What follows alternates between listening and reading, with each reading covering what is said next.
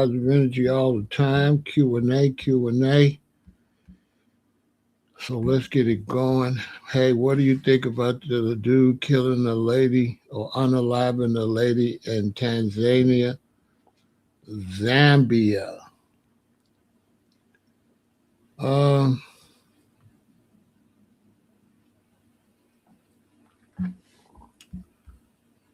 I remember seeing a picture of them walking like with a tiger or something, I think before all that happened.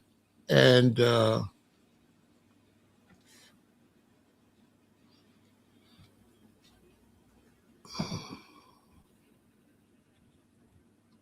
it looked like a situation. The young lady, um, to me, she looked phony. They both look like two phony people. From the scene I seen of their trip, they looked phony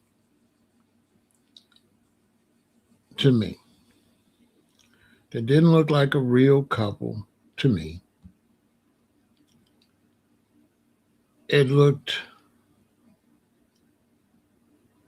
like neither one of them really liked the other one. And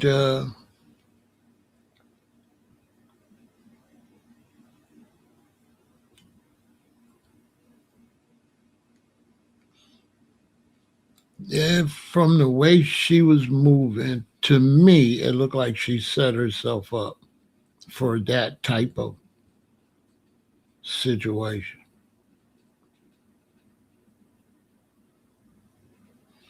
You know, to me, it looked.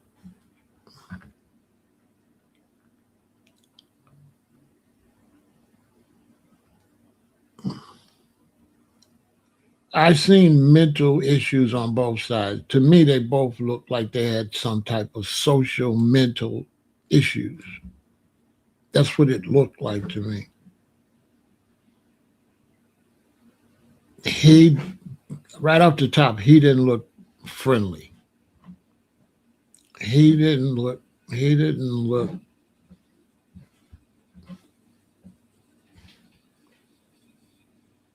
And that's just from that. I could psychologically evaluate sometime without much. And the little videos I've seen and of their vacation and stuff,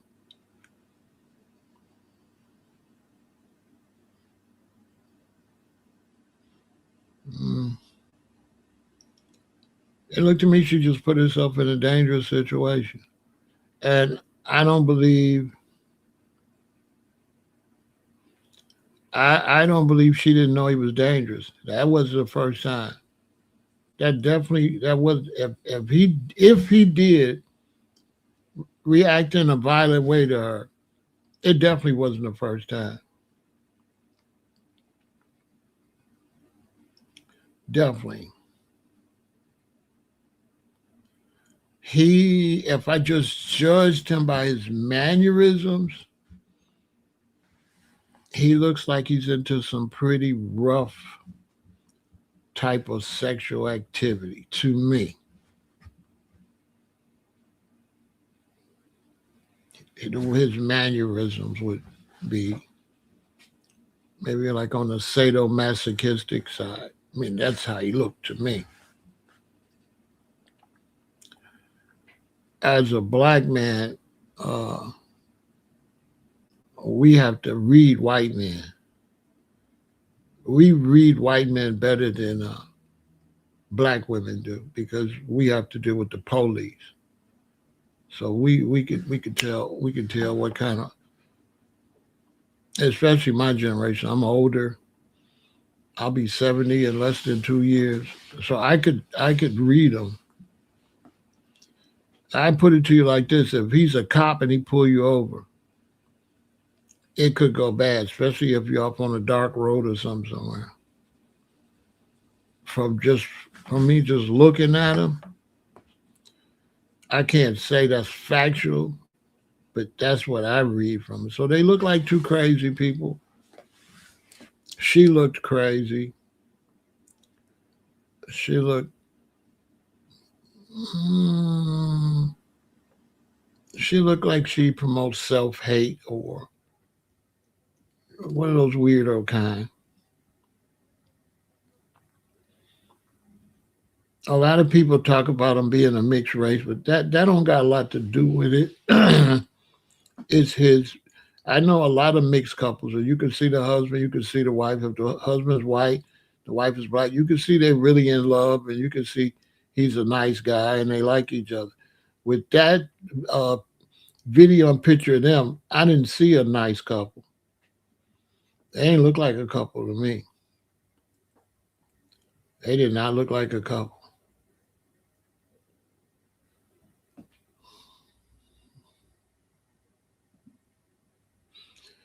Not to me.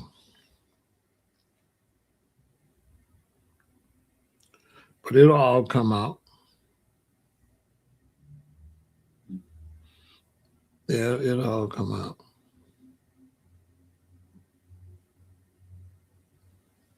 I feel sorry for her mother and her family.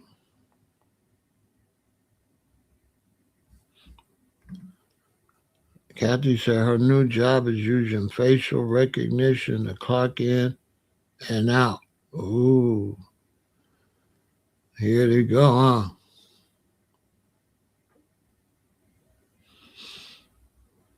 For no reason. And what do they need that for? You know what I'm saying, Cat? For what? Like, okay, y'all doing too much.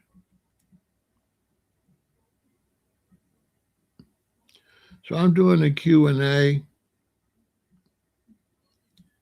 If you got some questions, a lot of times I'm talking, I'm not able to really go down that road. So we're going to go down that road tonight. If you got some questions, I've seen Donald Trump drawn as like a pope or something. And then when they interviewed him, he said three different things. So his mental instability is really showing. He's pretty strong though, because I had him already out of here few years ago. So it's amazing that he's still making it. He's pretty strong. I'll give him that. He's got a high tolerance for pain and all type of stuff. You could tell. I can't believe he's still holding on.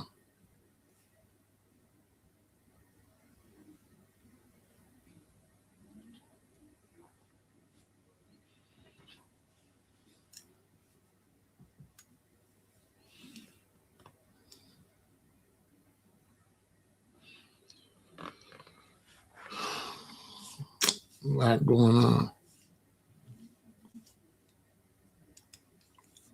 So what's going on in y'all world? Any questions? It could be any type of question about anything. I could see. I might not have the answer. I might give you an answer. I might give you what I think or my point of view on it. Right?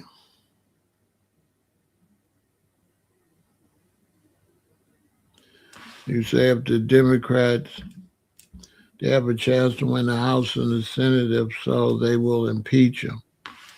They probably will try to. The problem with the Democrats is they ain't got nothing. The Democrats,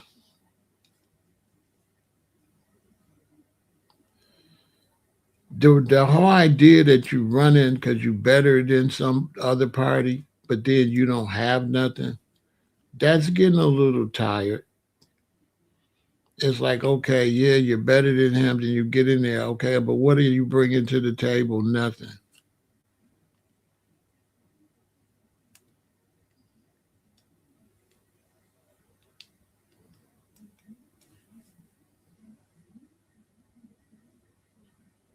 For me, if the Democratic Party is not bringing reparations to the table,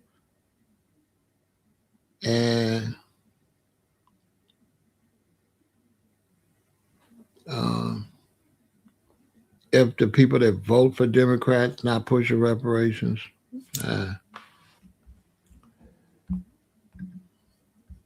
have I heard about the people moving into the cave? Yeah, I've heard about the people moving into the cave, and the people are moving into the cave based on economics. That's pretty stupid because right now, although we are dealing with crazy political situations and war, we also dealing with Mother Nature, and so they're liable to have an earthquake and be unalive down under there, or they liable to water. That's liable to flood. And so, as far as trapping yourself in a cave under environmental stress, like right now, yeah, that is the dumbest thing ever. The last thing I'd want to do is go in a cave right now with this environment. This environment is unstable because you got to understand, if you want to talk from the God side, you got to understand the more the Babylon side go, the more the God side is going to, Mother Nature's going to act up, because the Babylon side is anti-nature, drill, dig up the earth, drop bombs, blow stuff up. The opposite is responses to the bombs and the drilling and the disrespect for the planet. The opposite is earthquake, lightning, brimstone, and fire. So people don't understand, you're sandwiched right now.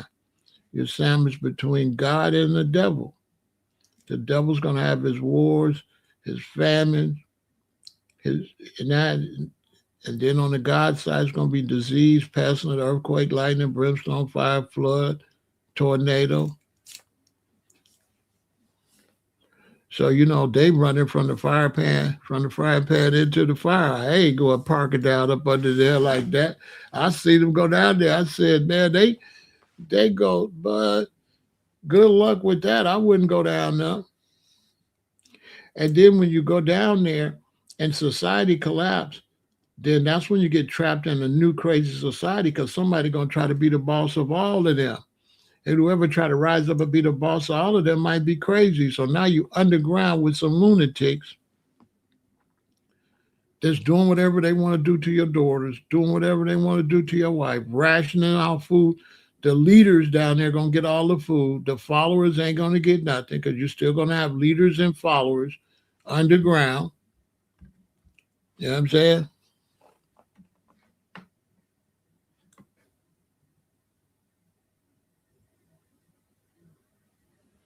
I don't know. Understand the question is a question in the near future. Average humans are needed for jobs. What become of the masses?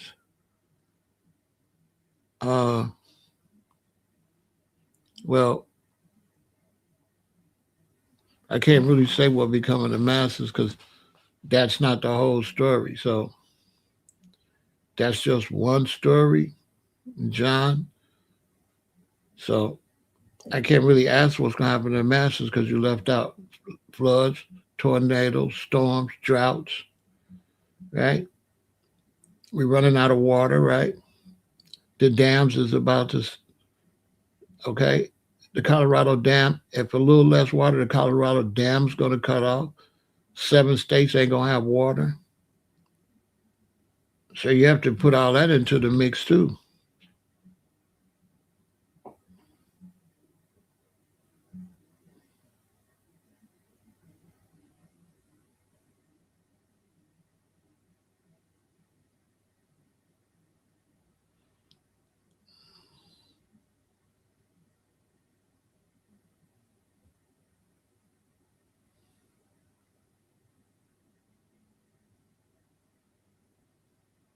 He said reinforce the cave, take a bomb impact. Yep. Can he reinforce the cave to deal with extreme drought? Right? He said, I see the recent action statements by the U.S. regarding South America, Canada, Greenland, and Iran as the beginning of a global expansion. What do I think about that? The same thing. They're trying to have a global expansion.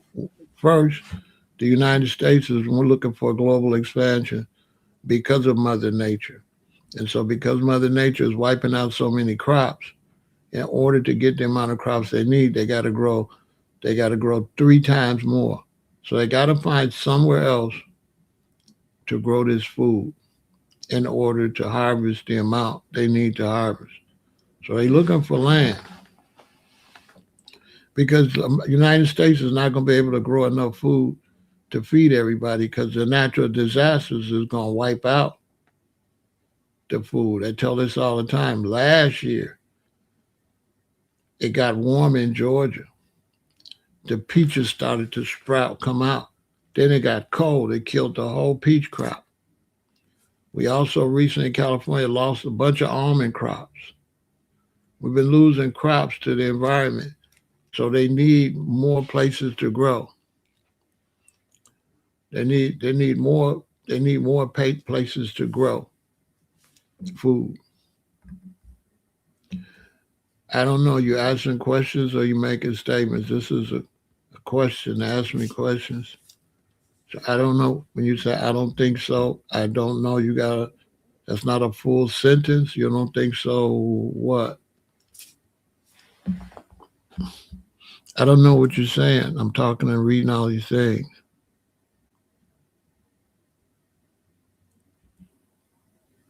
So I don't know what you're saying that in reference to.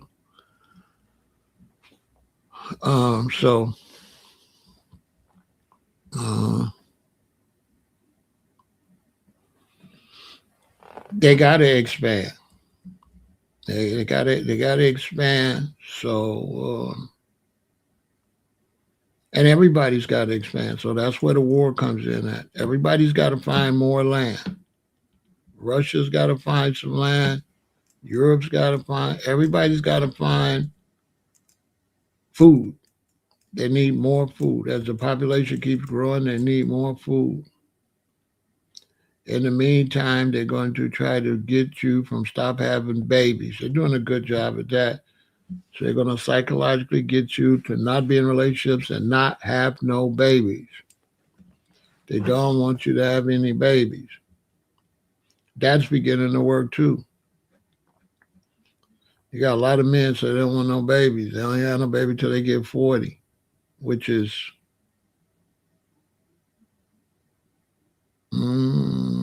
count your chickens before they hatch. Are you sure you're gonna have babies if you wait till 40?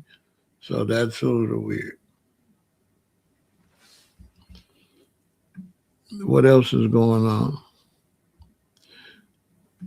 Turn off the green with you about the natural disasters.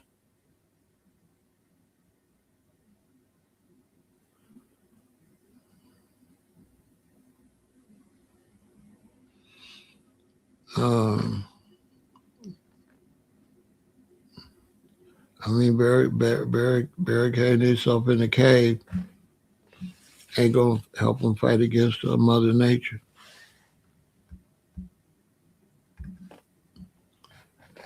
There's nowhere to run from Mother Nature.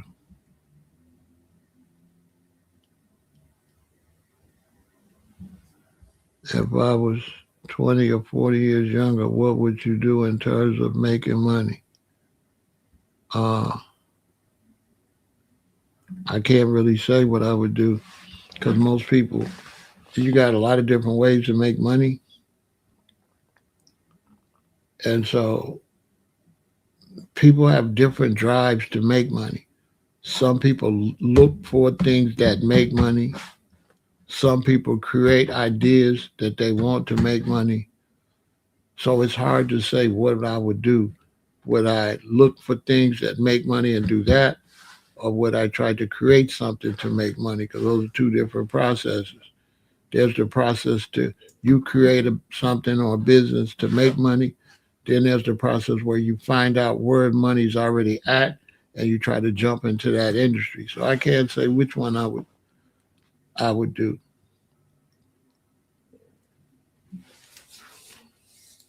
I can't really say, but most likely I would be just like I am now. I would just try to do my own thing and make money. I'm not really the type of person to jump into something that's already making money. That never was just my thing. I like being creative, but it's good. Some people they just into it for the money. But when you live in a society where people start doing and jumping into things just for the money, it turns out to be a whole demonic society. Okay, yeah, I didn't understand. It's hard to read this stuff. So when you talk to me, you got to write everything out. So when I read it, I know what you're saying. You can't and when you're in the chat, you can't you can't talk to me without everything. You have to say the full paragraph or the full sentence when you're in the chat.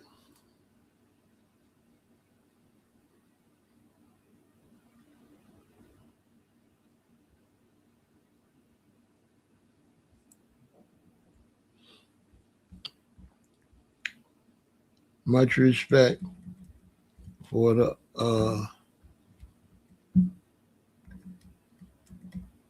much respect for the super chat. Y'all support the channel. Any other questions?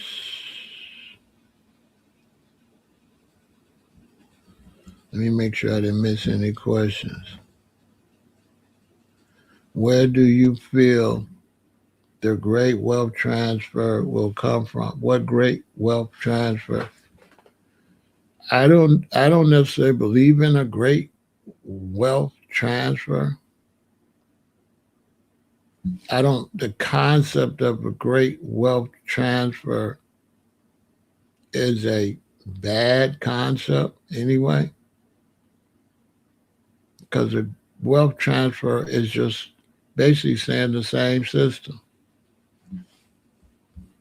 that they got the wealth and then they transfer it to you and they be broke and you got the money. And then you give it to them and you be broke and they got the money. So the concept of a wealth transfer sounds like sounds like sounds crazy. Sounds crazy. Like, a wealth transfer. We don't really need a wealth transfer. We need a society where everybody could eat. And so wealth and transfer don't even go hand in hand. So that's just show you people just making stuff up. Because a wealth transfer means a poverty transfer, don't it? Unless you got a society where everybody's doing fine, a wealth transfer just means they poor and you rich, and next they rich and you poor. That would be a transfer. A transfer would be you poor, they rich, and then they make you poor and they be, make you rich and they be poor. So a wealth transfer,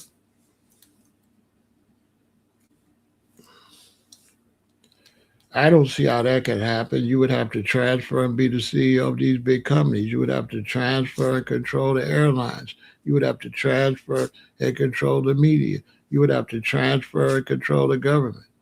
I don't see you transferring and controlling this stuff.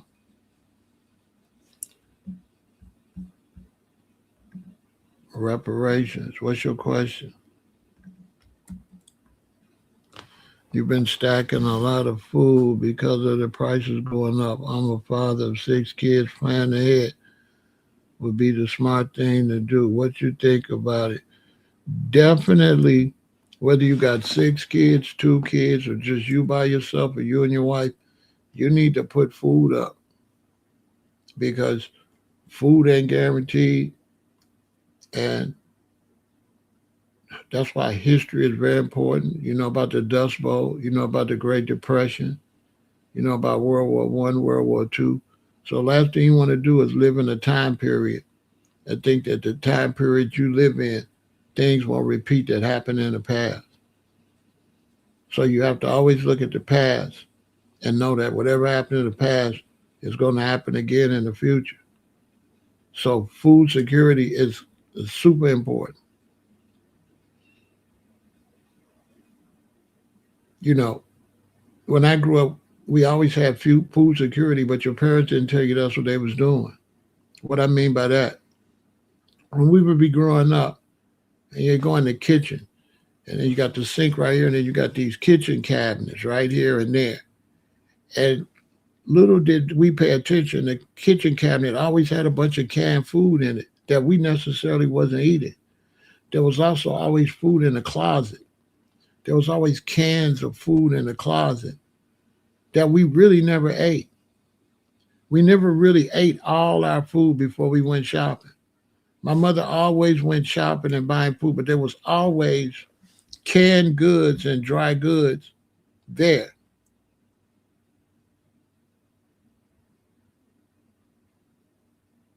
You know what I'm saying? Always. There was always a pantry with food in it. I don't think too much about that.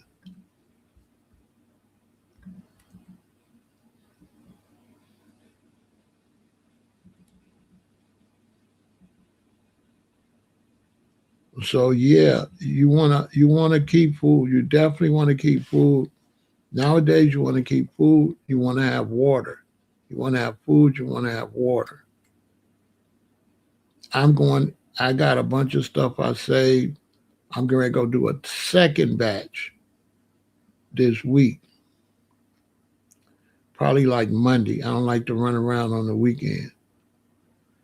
So Monday, I'm gonna do a second batch. Rice, beans, peas, all of that. Same thing. Put it in the freezer for 4 days. Take it out. Put it on the counter for 4 days. Put it back in the freezer for 4 days. Take it out. Sit it on the counter for 4 or 5 days. Then stock it up. You always want to keep food and water, even more so now. Yeah, I didn't really think about the thing with Bill Cosby. Bill Cosby been doing a bunch of crazy stuff a long time. He got his land sits on oil or something like that. So they definitely want that land. So he's gonna be out of here.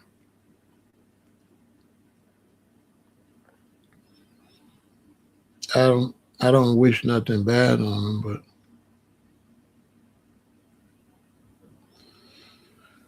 it is what it is. Bill Cosby was one of these Negroes that began to believe he wasn't black, began to believe he was protected.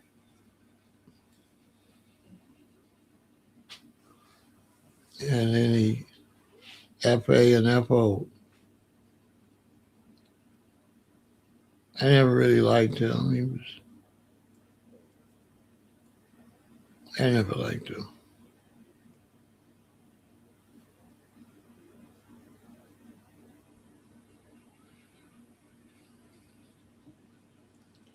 Yes, so you want to keep food. You want to keep food. You want to keep food and water.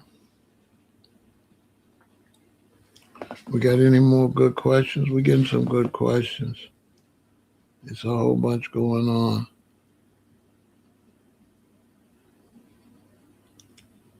Shorty that got aired out, I think they're gonna unplug them soon. Probably any day now. The bro down in Texas, they're beefing back and forth. Texas, Detroit. Texas is all this, Detroit's all that. It's a little crazy.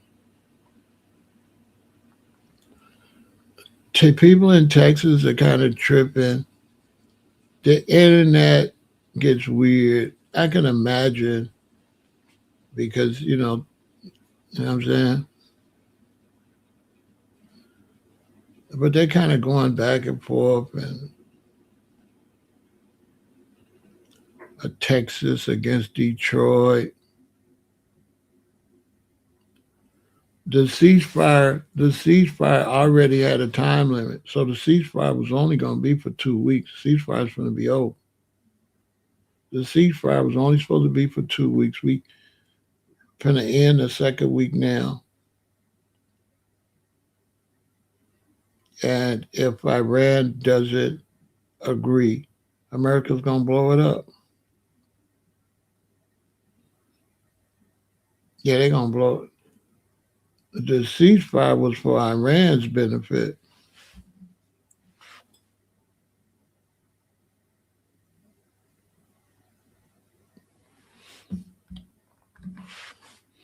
Nah, I don't do certain conspiracies.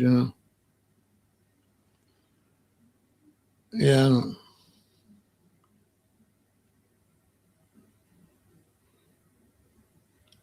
If she got some bloodline from the Rothschild, they're not gonna honor her because she ain't gonna be a blue blood.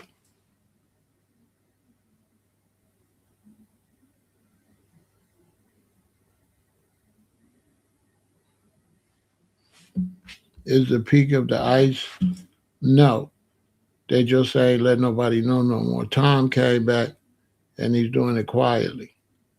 But people is getting out of here left and right. They deporting people. They deporting Haitians down in Florida left and right. They just ain't saying nothing. It's all back to quiet. They don't want to make a lot of noise of it. So when Tom had to step down for a minute to take care of other things and the little short guy got in there, he didn't do it right. He made too much noise. If you're trying to deport people, you don't make a lot of noise. You just grab them and go. You keep it quiet. You don't drive all around or let everybody know we here to deport. You know what I'm saying?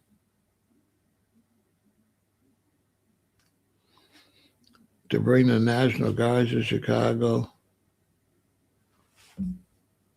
they came already. The National Guards was here and left. That's what I'm saying. That guy that was doing all that, they scratched all of that. All that was causing too much problems. They got rid of all of that. It's too high profile. You can't tell people we coming to get you, then they're gonna run and hide. So they scratched all that. That was a little short guy. They got rid of him and brought Tom back. They're not all of that stuff is over with. They're not using those methods no more. They're using the methods that work because all that stuff happened up in Minneapolis. It was a disaster. So they're going back to the way they was doing it. Under Tom wasn't doing all that. That was a little short white guy that was doing that. That was running around trying to look like G.I. Joe. Him. He was the one doing it. He did it the wrong. That's why they sat him down. They're not going to do it that way no more. Why would you tell somebody you come in and grab them? They're not doing that more. They're just grabbing. They came to Chicago, but it wasn't nothing. They wasn't doing nothing but standing around. It was a waste of money. I told everybody that. That was stupid. The National Guard come to Chicago and do what? Nothing. That was a waste of time. That was a waste of money. Washington, D.C., they walk around. They was in Chicago standing around downtown by the lake. What the hell?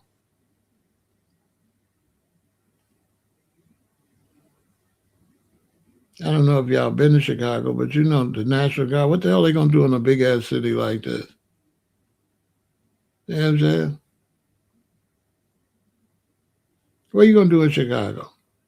What's going on in Chicago at 7:30 in the morning, 7 o'clock in the morning, 7 to 9? Rush hour. So what are you doing? You know what I'm saying? Why are you trying to pretend like 7 in the morning is going to be a billion illegals going to work? It's just Americans. So you hear standing around millions and millions of Americans looking for a handful of doggone illegals. and making people look stupid, making people think it's a whole bunch of illegals in a big ass city like this. Them illegals is a drop in the bucket. Duh. In a big ass city like this, they had people that don't live in a city like this really thinking that some Venezuelans could take over a city got 77 communities.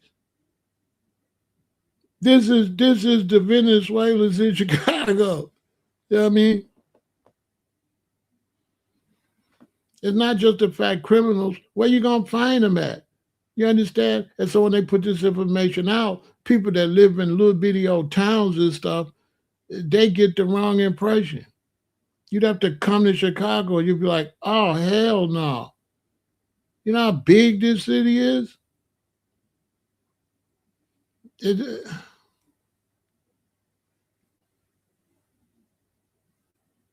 them Venezuelans was like a drop in a bucket. Like, that ain't nobody. You would have to bring a whole part of Venezuela here to make some. Other than that, them people got lost in the sauce. Let me ask y'all a question. What when the Venezuelans was here, which group had the most here? The GDs or the Venezuelans? Which they didn't even outnumber the GDs. Unbelievable. We got Blackstones, GDs, BDs, Vice Lords, Four Corner Hustlers, Latin Kings. Do y'all believe the Venezuelans outnumbered any of them gangs in Chicago? Who believe it was more Venezuelans than BDs or GDs in Chicago? You believe that? I'm just saying seriously. Y'all thought the Venezuelans could beat the GDs? I'm just saying, it's ridiculous. What Venezuelans?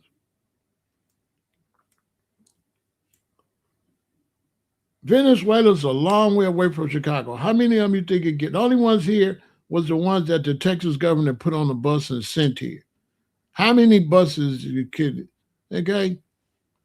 All right, so 20 buses of Venezuelans. Whoa. We got more buses than that down at the Field Museum taking the kids. Listen, there was more kids going to the Museum of Science and Industry in school buses on Monday than it is Venezuela. It's not the kids. We got more buses. We got more buses. It's unbelievable. We got more buses taking the kids down to the museum Monday than you had Venezuela. They couldn't even beat the kids. Unbelievable. Unbelievable.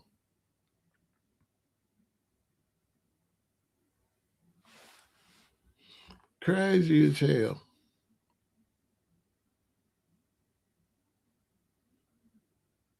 And I can understand, the Venezuela, I can understand them being a problem in a lot of cities. But in a gang city, I kept trying to tell my scribes, they look like in a gang city, Venezuela's a problem. Oh, really? Okay. I'm 68. I'm off count. I'm an old four corner hustler. Do you think I gave a damn about a Venezuela? Whatever. The Venezuelans is slow. So if I'm on an L train and four Venezuelans come on my car to start walking to me, y'all think y'all think they're gonna do well? They're from the backwoods. We're our Venice de Suela. You know, so they Suela get Venice. You know what I'm saying? What the hell? Venezuela. What? Man, on GDBD Vice Lord, as Unc would say. Unc no Punk would say on GDBD Vice Lord. That Venezuela. They didn't get no attention because their women was ugly too, so we couldn't even knock them back. They was all kind of chunky, strange looking. They didn't have no fine Venezuelan women. Anybody in Chicago remember that? They wasn't fine, was they? I ain't never seen so many homely women before. I didn't see not one fine Venezuelan woman. Not one. I wouldn't have slept with not one Venezuelan woman I seen. They all look like Hispanic Archie Bunkers and stuff. They look like Archie Bunker.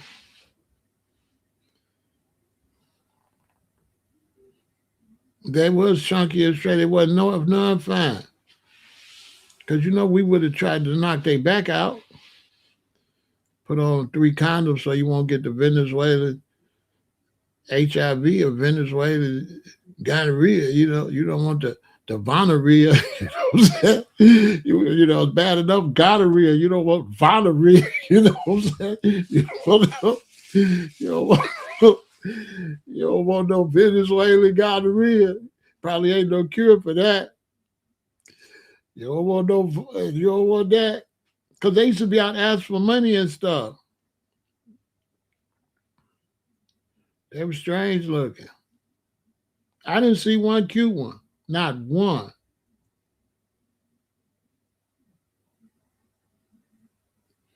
They not even here. I don't think they here like that. I ain't seen none.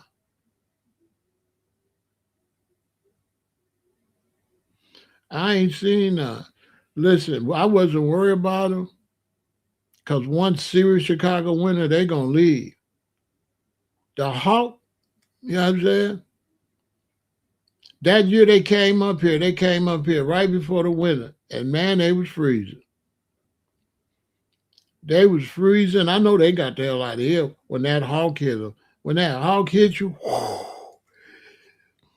off of that lake, when that cold came off that lake, I bet you a bunch of them got, I bet you this, I bet you a bunch of them got pneumonia. I bet you a bunch of them and their children caught pneumonia. In this Hawk, out there, them Venezuelan clothes on outside in that Hawk. Come on, man. I used to see them in the doorway. Like asking for money. They try to find a little place. It was freezing out there. What else going on now? They ain't here. I ain't seen none. I ain't seen no Venezuelans. Yeah, I ain't seen the VDs.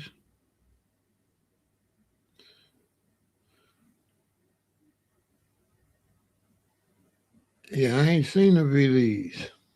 The VDs left. White Flame, you seen the VDs around? The VDs bounced, didn't they? White Flame, you seen the VDs? I ain't seen no VDs. They left. I ain't seen them. They disappeared. They didn't disappear. They disappeared.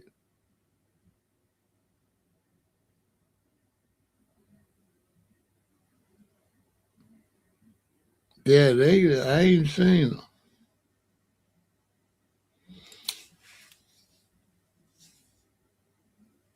First time I seen them, Posse came up here to see me. We went to Bongo Beach, and it was hundreds of them everywhere. I went to Bongo Beach a month later. It wasn't none nowhere. I said, "They where they went. They left. They wasn't gonna stay up north anywhere. They was gonna go to."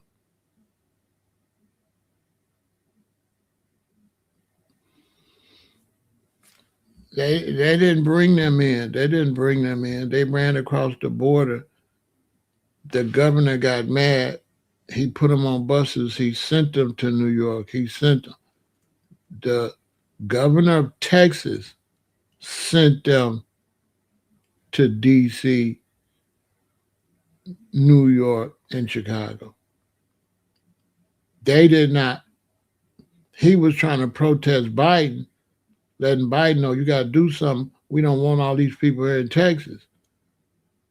So they did not come to Chicago. They was sent to Chicago. At first, they were sending them. The mayor of Chicago was stopping the buses, sending them back. Then the governor started putting them on planes.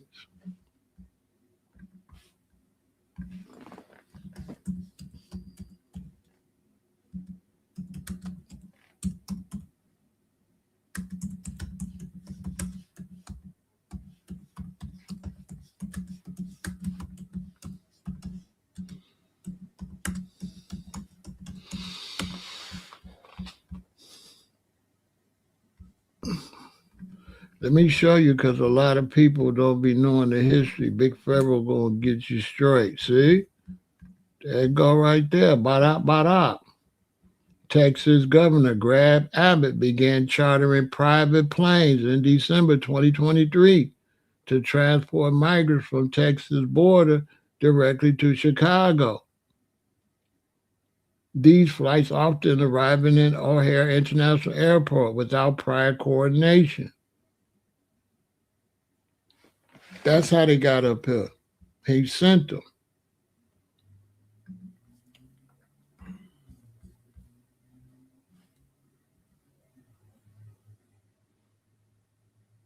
I felt him. No, he sent them because I felt him. I felt him. He sent them because he like Biden. You ain't protecting the border. You're a Democratic president. We got all these migrants in Texas. What we supposed to do with them?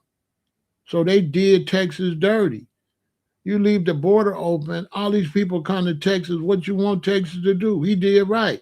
Oh, you Democrats, I'm gonna send them to y'all city then. They can't stay here. Now either clean the border up. So Greg Abbott did right.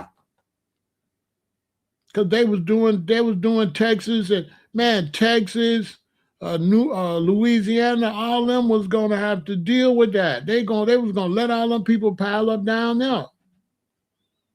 Yeah, that's why he sent them. He like, y'all got to do something. Y'all can't let all these people pile up in Texas. I ride with Abbott on that one. I don't blame him. All right, y'all think it's funny. I'm going to send them to y'all. He did right. He did right. He made a national story out of it. Man, Texas done lost billions of dollars with immigrants down there in Texas. How they gonna afford to keep paying for that? And the United States government don't help Texas out and shut the border down because Texas was where the border was wide open in Texas. The border not open in California. The border was wide open in Texas. They was running across the Texas and going to California. That's how they all end up in California from Texas. That's a fact.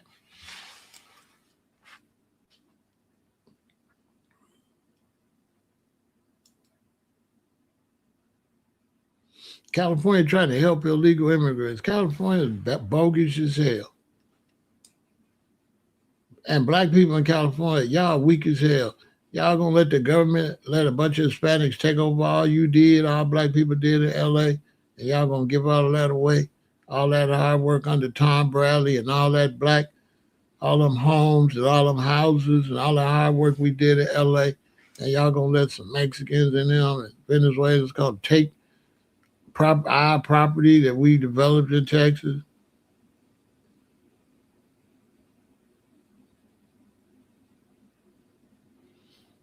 I don't know what you're talking about. What you mean we lost our way when we divided like tribe? I don't know what you're talking about. Like, I don't know what you're talking about.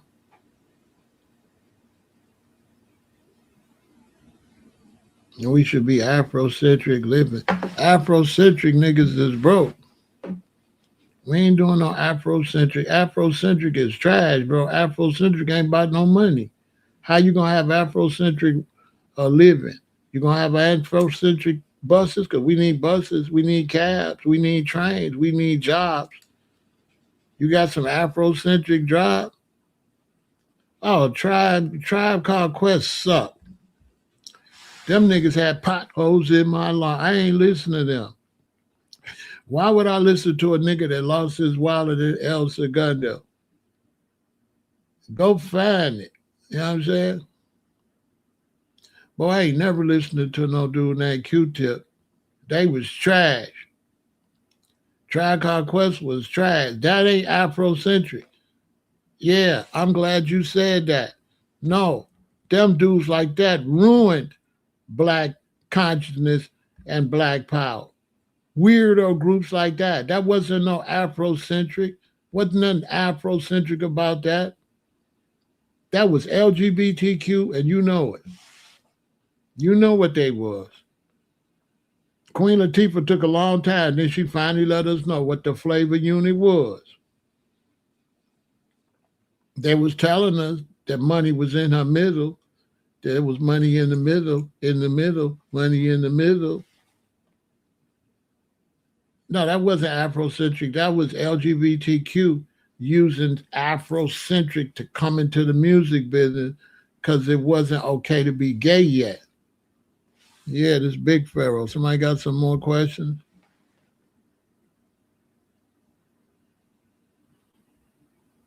It's on the internet somewhere. Picture of guy. You got a quick question. We don't have no topic. It's just question and answer. Did any of them records get played at the Fever nightclub? I just watched Crush Groove Cat. What Fever nightclub? What's the Fever nightclub? I don't know what that is. I don't know. What's the Fever nightclub? I ain't never been to the Fever nightclub. What's the Fever nightclub?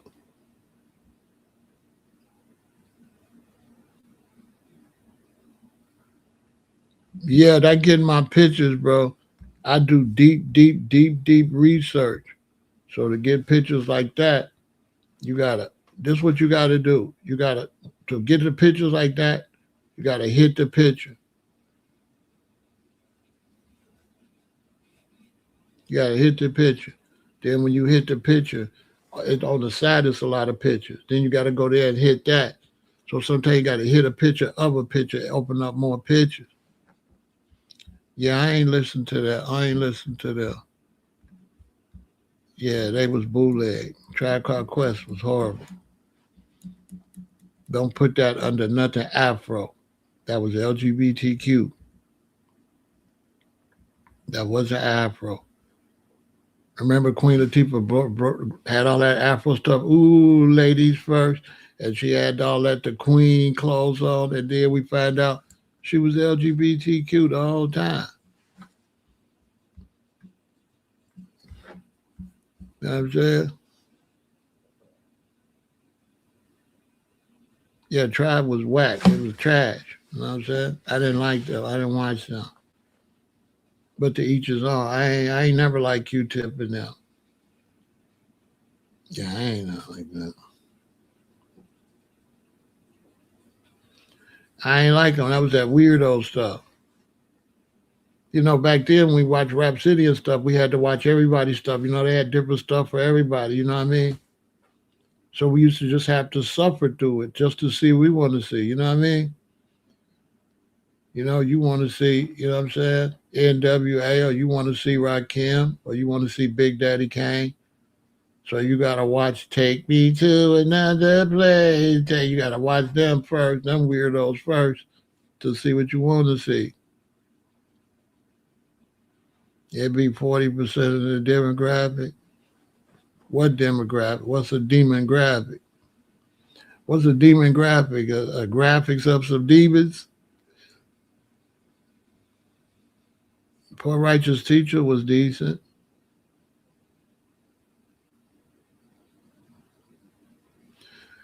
Poor Righteous Teacher was decent, but Poor Righteous Teacher they didn't.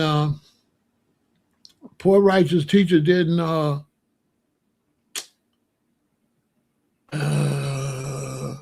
I think Poor Righteous Teacher suffered from the lack of independent labels. So they had to depend on the label, and the label probably dropped them. You know what I'm saying? So them brothers, they didn't know about the independent label route because you couldn't go independent because there was no small studios. The only way you could make a record, you had to go to a big studio, 24 track, 48 track, because they wasn't recording digital yet. Now, if digital would have been out, all them brothers would have been able to do their thing on their own. But when I first got in the music business, you couldn't make no music. You had to go to the recording studio. There was no small studio, no such thing.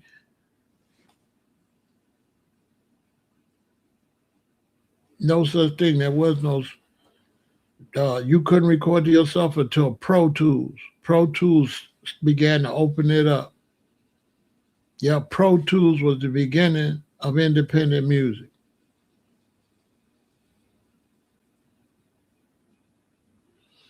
Yeah, Pro Tools.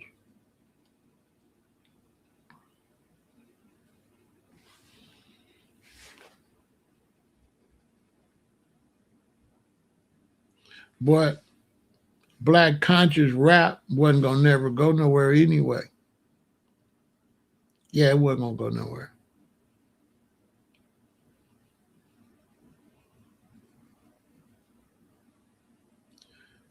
Black conscious rap wasn't gonna go nowhere.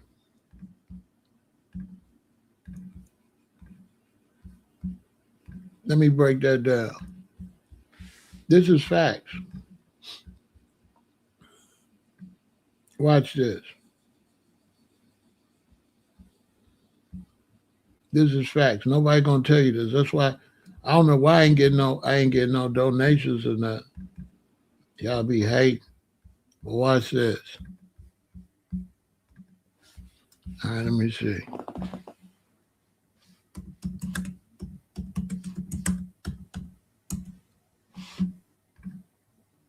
Okay, KRS-One is 60. KRS-One is 60, and I'm 68, right? Right? So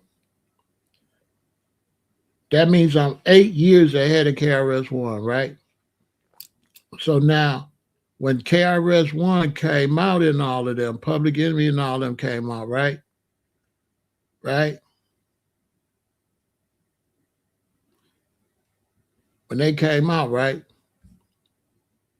With the Black Conscious movement.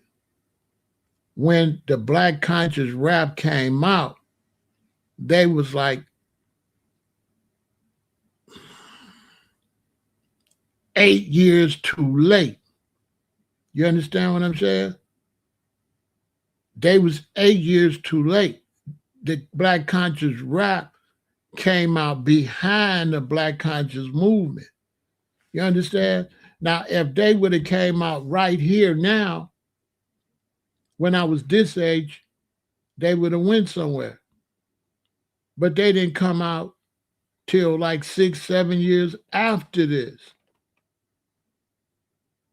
So by the time Black Conscious rap came out, the Black Conscious brothers and sisters already got older. They wasn't really listening to music like that, and it was faded out already.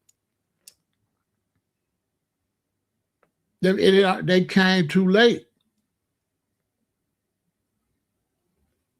So it wasn't the record labels that pushed Snoop Dogg and them. That was the next generation. That's what they didn't want to hear that. The dudes be giving y'all a shout out for the super chat. Y'all support the channel.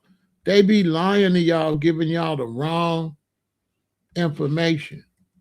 KRS, one of them is younger than me. I represent the 1980 Black Conscious movement. You understand? I'm 68. African Bambaataa was trash. So nobody was going to listen to that. Only weirdos in New York listen to that. African Bambaataa wasn't nobody.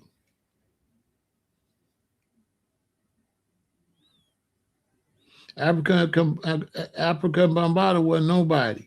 Okay? So the reason conscious rap didn't happen because their supporters was 8 years older than them. All of their supporters was my generation. So they was behind. But their generation wasn't into that. You understand? In other words, KRS-One and them grew up watching people like me, and then we the ones made them Black conscious, and then they started making music, but they was making music for our generation. You understand? They wasn't making music for their generation because we the one raised KRS-One and Rakim and all of them. They was following me, my generation. But the next generation wasn't following me.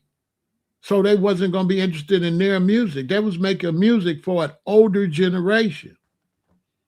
This is facts. Nobody want to tell the facts. They was behind. Because, I used to dress them. They used to buy their stuff from me. So they was behind.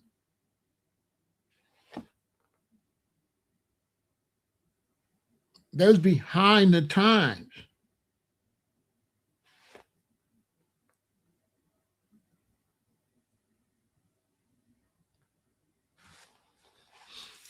So that's why I didn't go nowhere. Because that next generation behind me, they didn't go this route. They didn't go this route. They went the other way. They went NWA in that direction. Yeah, they went the whole other direction. And then it was going younger, right? Because boom is what? It was going the other direction, right? It was going new edition. Them was kids, right? You know what I'm saying? Bobby Brown, new edition. It was going younger. Karis and one of them was making music for the older group. And they black conscious music couldn't compete. They couldn't compete with Bob Marley. They couldn't compete with Burning Spear because the number one black conscious music was reggae. So black conscious rap kind of got lost in the sauce because they wasn't no damn Bob Marley, and I could prove it. So then what happened on BET? They introduced what? Caribbean rhythms. And then what did they do? What did they do? They washed away black conscious reggae, right? That's when they washed away black conscious rap, right? They got rid of it. They started having, I just want to be close to you. They started bringing in, right, the soft reggae, which the reggae was the father of black conscious rap, right? What Carlos want to say? Haile Selassie. Why you say Haile Selassie? Because he was influenced by Rasta. Why was they wearing red, gold, and green? And red, black, and green. They was influenced by the Rasta generation. But now they was washing Rasta away too. They was washing Rasta away. So it was over with. That was over with. There was nobody to listen to that. That next generation didn't want to hear X-Clan and none of them, Poor Rights Day. They didn't want to hear that. They didn't want to hear that.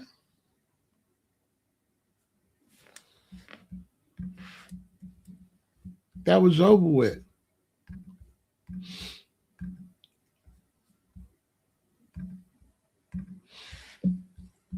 They was done. They never really was that big anyway. They wasn't nobody. Black conscious rap wasn't nothing. Anyway. That wasn't nothing. That was always backseat. They was always had a backseat. Anyway. That was like some alternative backseat stuff. You know what I'm saying? There wasn't nobody anyway.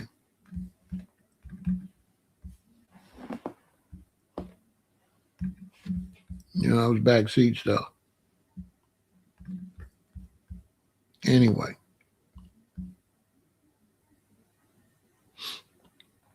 You know what I'm saying? Because this what took over. Like, this the king of rap right here. This the king of rap. It ain't Run DMC. Run DMC was weirdo to regular black people. There was some in New York. But for black people in a real black city like Chicago, and we seen Run DMC with them white dudes, we like, what the fuck is this? We ain't like that. Plus, it wasn't even a good rock and roll. They went and got on the rack. That was garbage rock and roll.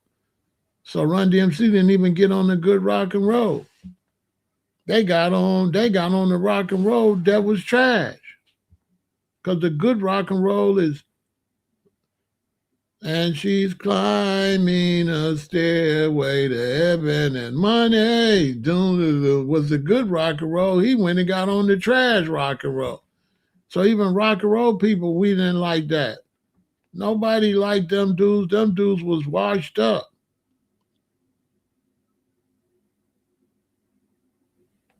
You know what I'm saying?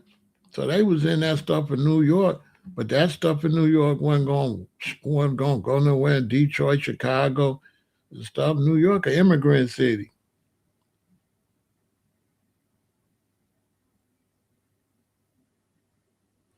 Do I think it's a good idea to show up on the scene like T.I. did with his son? It's a good idea if you can. In most cases, you're not going to be able to do that. In most cases, you're not going to be able to do that. It just so happened that his son got in trouble not far from the house, not far from where Ti was at.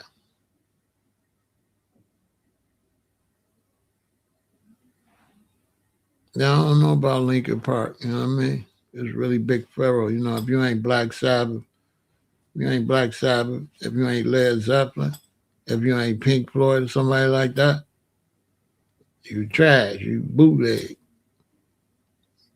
You know what I'm saying? Nobody listen to that. That's bootleg. That's a bootleg. That's bootleg. I don't know what that is. It's just like alternative rock, like weird rock, weirdo. You know what I'm saying? That ain't no damn rock and roll. That ain't rock and roll. That ain't rock and roll. Yeah, that's trash. Lincoln Park. Yeah,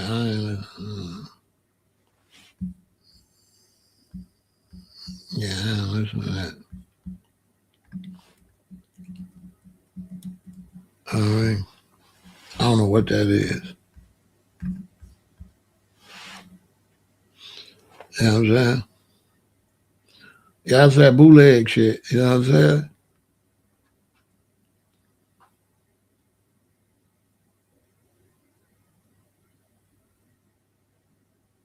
It got to be, and she's flying a stairway to heaven. So, and there's wine on down the road. Like, it got to be the real. You know what I'm saying? If it ain't that, then boo.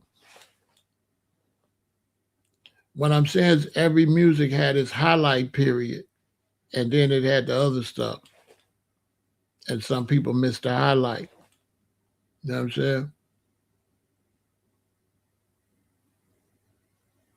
Like rap. You know, that early rap, that's not the highlight of rap. The highlight of rap is LL Cool J, Cool Mo D, NWA, Damn Dumb, Snoop Dogg. That's rap. All that early stuff, that's the beginning. Then you got when it faded out.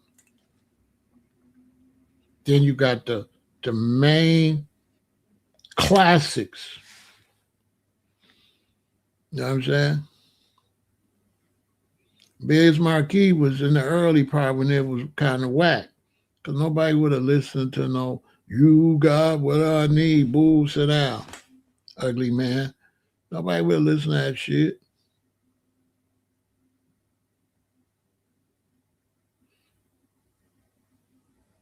No.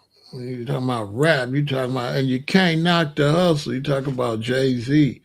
You talk about 1, 2, 3, 4, 5, 6, 7, 8, 9. It's the 10 crack commandments. What? Now you talking rap, all that early stuff.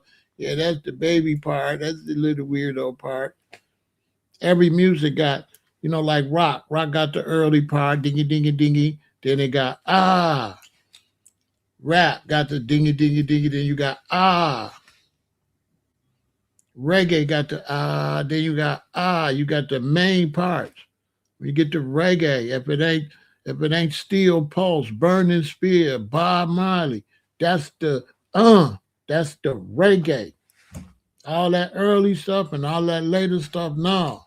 And that's for every genre. Rapper's Delight, no. Rapper's Delight taught us how to rap, But Rappers Delight taught us how to rap, but they didn't go nowhere because Curtis Blow sucked. Nobody listened to no damn Curtis Blow. Remember, after that was Curtis Blow, he was trash. No, rap didn't go nowhere to LL Cool J. Anybody in New York, I'll do you dirty. I'll do anybody dirty. Run DMC, none of them. The person that kicked rap off in the black community for black Americans was LL Cool J. Before LL Cool J, we was not listening. New York keep telling New York history like New York history is black American history. No, just because something was big in New York do not mean it was big in LA, Chicago, Detroit. The first love song, rap song was I Need Love, LL Cool J. The first major rap song. Dun-dun-dun-dun, dun-dun, dun-dun, I'm bad. That's rap. That's when black Americans said, oh, before LL Cool J, we ain't care. This the king of rap right here. This what made all the black men and black women. He the one made us start watching rap. Other than that, there was some weirdo New York stuff. You know what I'm saying?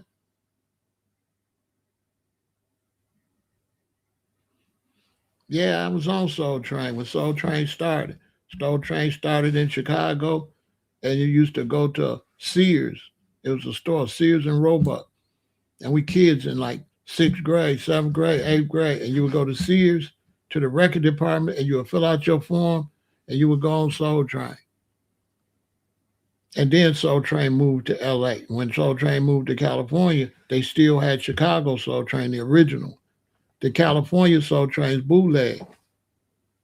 The Chicago Soul Train was real young people from the streets and from the neighborhood coming on Soul Train.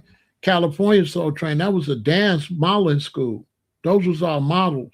Those wasn't real Californians. Go back and look how they was dancing, how they was dressed. That was a modeling school. Did y'all know that? Soul Train in California was a modeling dance school for people to get into Hollywood. It was not regular people from Los Angeles. When I moved to LA, they told me, I was like, what's up with Soul Train? Like, bro, that ain't for the hood. That ain't for us. Soul Train is for models. Those is models, bro. Wasn't no, like when I moved to LA, wasn't no South Central type black people on Soul Train. Ain't nobody in LA was doing all this with the big afro and all that. A lot of them dudes was LGBTQ. You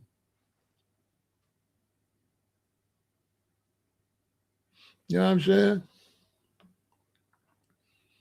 That wasn't people from Compton and South Central, and that wasn't them. No, them was models. Go back and look at it, you'll see.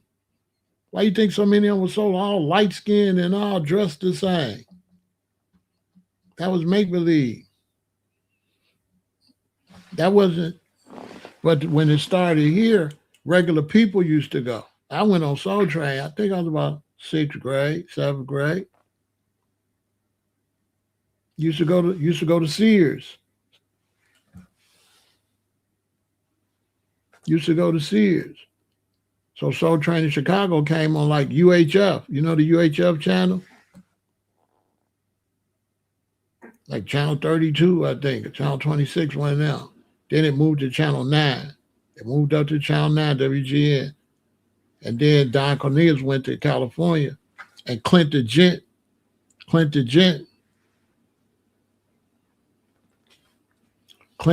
took over in Chicago. So yeah, we used to go to Soul Train, you just fill out your thing at Sears. Because Sears had a little record department. Sears and Roebuck. But by that time, it was just Sears. My mom and daddy was Sears and Roebuck. Roebuck was the black dude. Sears was the white dude. They don't tell you that either. It was Sears and Roebuck. They stole Roebuck's half. Roebuck was the black dude. They used to do home-to-home sales. But yeah, the Soul Train in Chicago, we didn't like the Soul Train in L.A. We didn't like it. I ain't like it. It was too, it was, you know what I'm saying?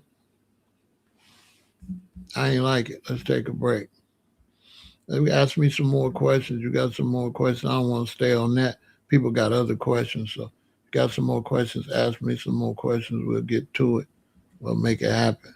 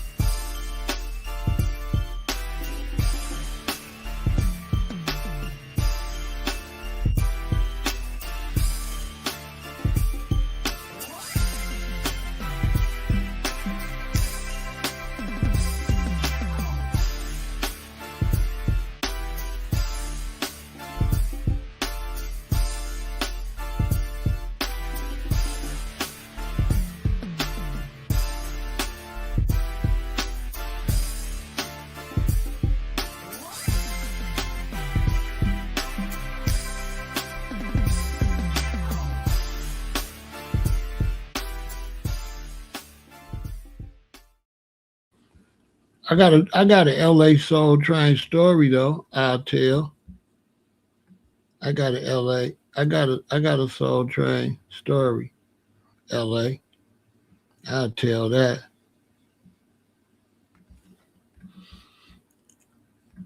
I was with my boy Gold to Pharaoh, right?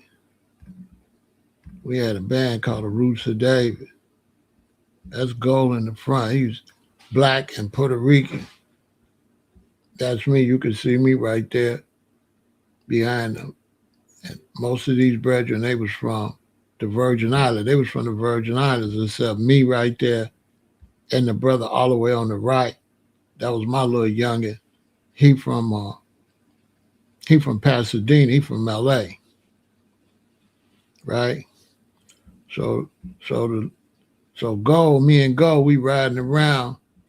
He had a gold. He had just got a gold Volkswagen Custom. We in Los Angeles. So we riding around. Boom, right? He said, look at Don Cornelius. You know Don Cornelius. So look at Don Cornelius, man. And he was laughing. Look at Don. So I looked over.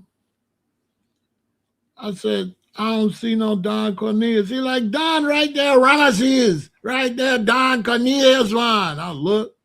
I seen some people. I ain't see Don Cornelius. So I said, man, I don't see him. He like, right there, man. I look. I don't see Don Cornelius. I said, I don't see no Don Cornelius. He said, right there, man, in the pink. Don Cornelius was over there in some pink hot pants. I didn't look at the thing in the pink. I thought that was a lady. I seen the person in the pink hot pants with the pink halter on, but I'm looking for you some bad soul, brother. I'm looking for Don Cornelius. I'm not looking for the thing in the person in the pink, you know? I'm like, hell no. Because I didn't pay attention. I thought that was a woman. I didn't pay attention to the pink hot pants and the pink halter top. I'm looking for Don Cornelius. I said, I don't see him. He like, right there. I look, oh, where? He like, right there. I look, man, I ain't no Don Cornelius. He in the pink. Oh, damn. Hell no. Okay, let me answer some of these questions. Uh, Herb Kent, the Cool Jet. What you mean? Do I have love for Detroit? I don't know what that means. I I don't know what you mean by do I got love for Detroit. I don't know what that means. It's like I got love for Chicago where I'm from, but uh I don't dislike no cities though, if that's what you asking me. I don't dislike no city, but my Detroit is one of my favorite cities because my mother and father came to Chicago. My father came with three of his brothers, but my mother's mother, my grandmother, moved to Detroit with like five of my uncles. So I got family in Detroit. My grandmother and my great uncles and their children in Detroit. I got to go up there and find them. So my family in Detroit. So I don't be doing all the all the stuff they be doing, the city stuff. I don't do all that. I don't do all that. But it'd be crazy for me to hate my grandmama where my grandmama lived and my great uncles lived. I mean, I went to Detroit every year from shoot what from birth to like maybe freshman year. I went to Detroit every year until I got old and was driving. Then I didn't go on vacation with my parents no more. You know what I'm saying?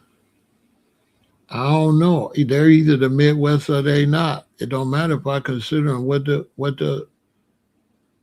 is say? What are they called?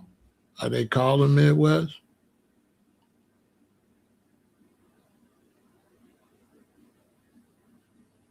So I don't know. The only thing I got with Detroit is my grandmama and my uncles and hating the Pistons. You know what I'm saying? It's the Bulls against the Pistons. We was the Bulls. The Pistons was the problem. It was hard to beat the Pistons. So that's the only thing I know is sports wise. But as far as like different cities, I don't. That's them shorties. That's them shorties that do all that, Dart. That's them shorties. That's them shorties with this, that, that. I lived in L.A., so I would say Detroit and L.A. is two cities that I got love for because I live there. But I mean, and I don't do the city thing. You know, I don't. That's the kids. That's some childish weirdo. You know, that's them. I don't. You know what I'm saying? I love women. You know, now if Detroit had a big booty, I mess with her. You know what I'm saying? What I think about Jay Prince Jr. I think Jay Prince Jr. is a goofy. I think he's a big old weirdo. He weird as hell. He look crazy. He looked like a nerd, like some weirdo trying to be a gangster. He looked like he tried too hard to be a gangster, you know? He looked like on some gangster stuff. I would take all his stuff. Tell him, "Shh, don't cry, sit down." He just not that. I think his daddy can't control him. I think his daddy can't control him because why would you have him out there trying to be this bootleg gangster on social media, knowing he gonna catch a Rico or whatever? He looked like a big ass goofy to me. He looked like a goofy and he ruining his daddy reputation. He making his daddy look like a goofy. They look goofy. Like, bro, nobody gonna respect Jay Prince because he won't make his son sit down.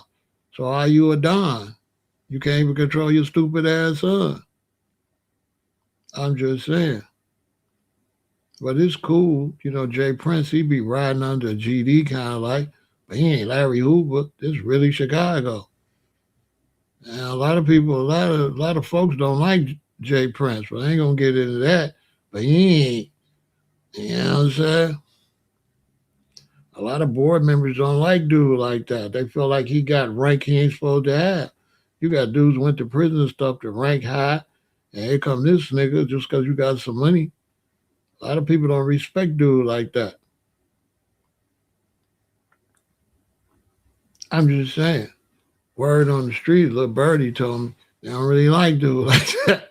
But, I got to talk in code. I can't tell y'all everything. I can't tell you everything like that. But there's people that uphold him here. But they say he paid for that position. You know what I'm saying? Who inspired me to be the man I am today? My daddy. My daddy raised me. My daddy raised me. What else? We got some more questions. Let's get it popping. Support the channel. Why ain't getting no cash apps and shit? What else? Let's see some more good questions. Who else got some good questions?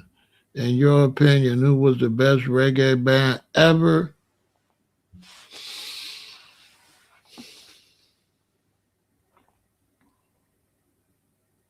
I mean, I would have to give that to Bob Marley and the Wailers.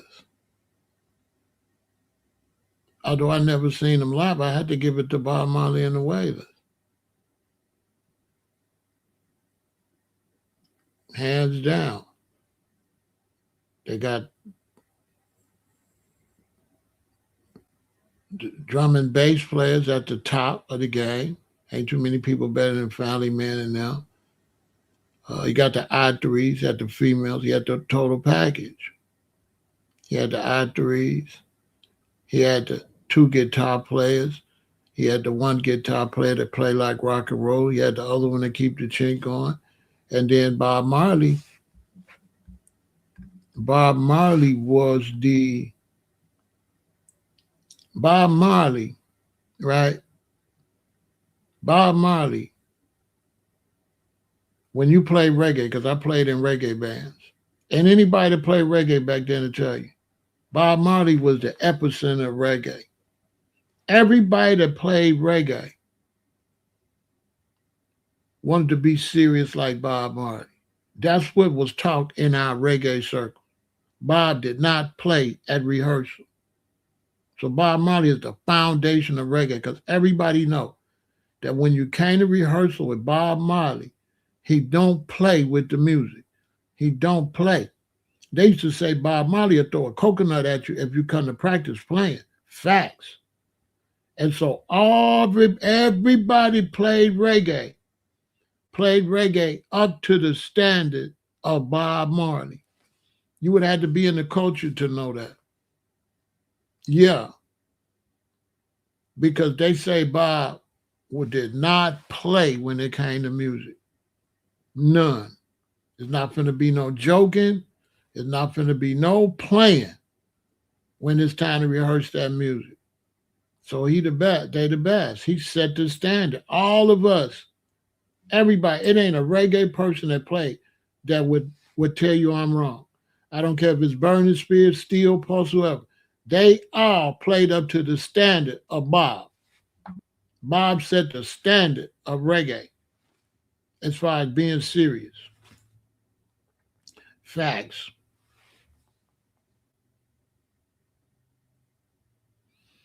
Can I name my three top artists from each region?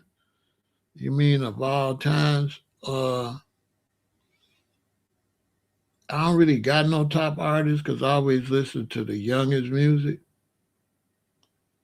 So I don't really got no top artists because I don't like old. I'm in the music business, so I always got to listen to the young new artists. But if I was to take period on the West Coast, who would be my best favorite artist on the West Coast?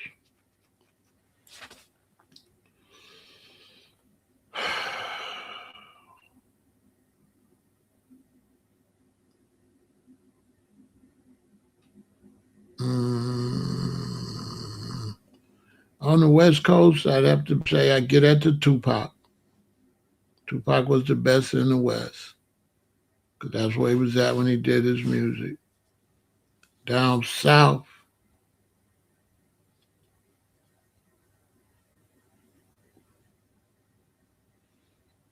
The best down south.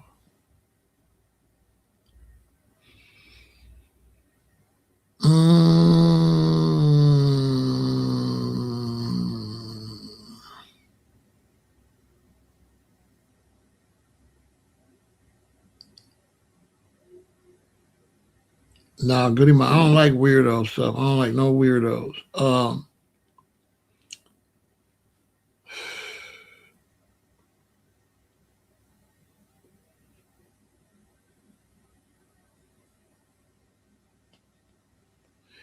I like Scarface, but to me, he didn't make enough music. He didn't make enough music. He just went through too much. He didn't rap a lot, mess Scarface around. He didn't make enough music.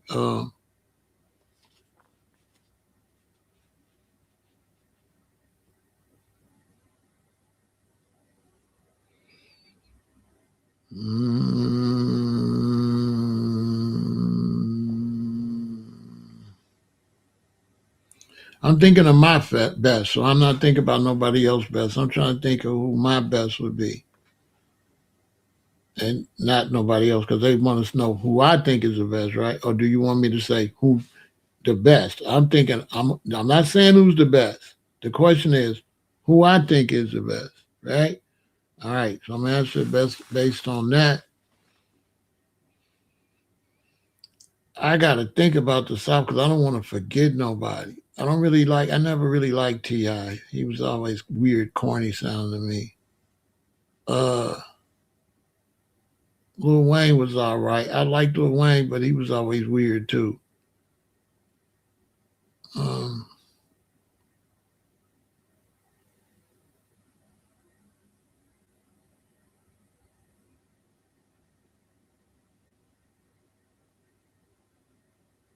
I think in terms of rapping, the best rapper in the South, overall songs and everything, I would say is Rick Ross. Rick Ross is the best rapper in the South. Totally underestimated. Rick Ross can rap his ass off. Like for real. And Rick Ross. You can say whatever you want to say, you can do, but with that voice and that delivery, Rick Ross is the best in the South. Ain't nobody messing with dude. Bro could rap his ass off. I think the whole he was an officer thing messed him up. But as far as delivery, style, words,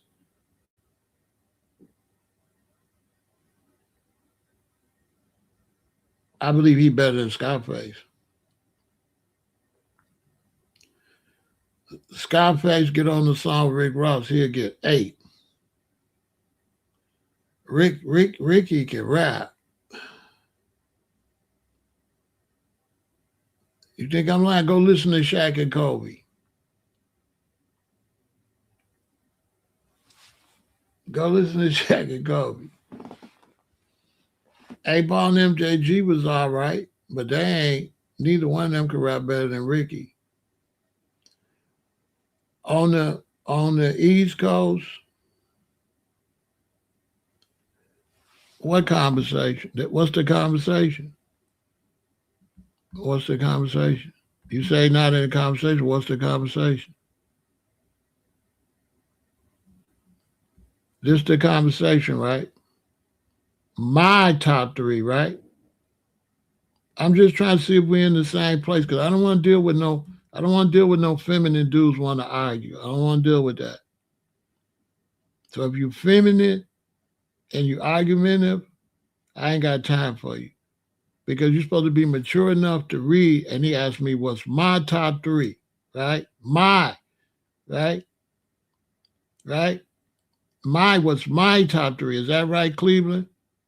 So what do you mean not in the conversation? What conversation? What conversation are you talking about? See, this is the thing that sometimes make live streaming not so fun right? Because it'd be too much. It'd be too much. You know what I'm saying? You understand? It get too feminine. I get too feminine. You know what I'm saying? So in other words, it's like according to him, he don't want me to answer the question. You know what I'm saying? You see what I'm saying? He might as well just say, don't answer the question unless I answer the way he want me to answer. You know what I'm saying? You see what I'm saying? Bro, just say don't answer the question. You answer the question then. See what I'm saying? I'm answering the question who I think is my best. Right? Who I think my best is. Who I like the best right now. Like right now, who I like the best.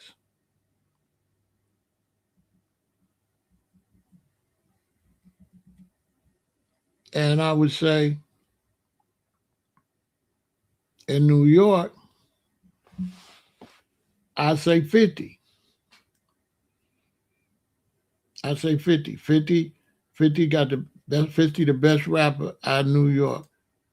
Make the best songs. The songs. He make nobody in New York makes songs good 50. Jay-Z, I would have said Jay-Z, but today though, because I think Jay-Z put a lot of work in, but Jay ain't doing, you know what I'm saying?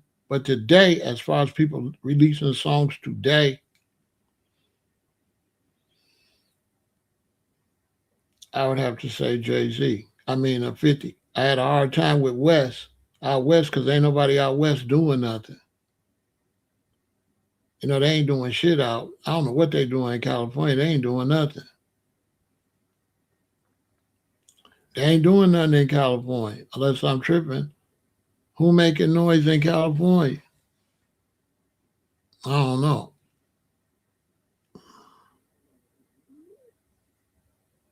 Ain't nobody making no noise in California. So that one was the hardest one.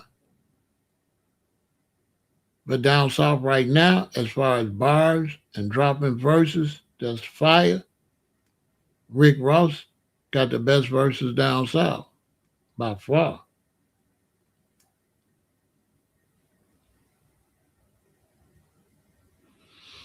Nip, Nip wasn't no good rapper. He was all right. Nip, Nip got all that just because he got unalive. Once he got unalive, that's when they said how great he was. Before he got unalive, he was nothing. The way they put him up is kind of fake. Yeah, his stardom is the fakest stardom because it's all based on him being unalive. You know what I'm saying? House music, my engineer that worked with me, he was there to start house music, right? So my engineer that worked with me, he was there from the beginning. He engineered the first house songs. And house music and house parties was a place where gay men could go and have fun and not be discriminated against. So the house movement in New York and Chicago was for LGBTQ men mostly. A lot of people don't know that because they used to get discriminated against. So they created their own music, their own style. All of them house dudes, they all gay. I ain't gonna say no name. I know some of them personally. They gay. So I don't listen to house music. House music was originally for gay people. Then once it did well, then it became a historical type of music. And now a lot of black people go to the house party. But house music, the dungeon in Chicago was where the gay people went. You had a Club Dread on this side of the street. As soon as you get off the freeway, you turn right there. I don't know if that's Randolph, one of them streets. You got Club Dread, and across the street you had, it's the freeway, so it's along, and over there you had the dungeon. And the dungeon, that was for the gays.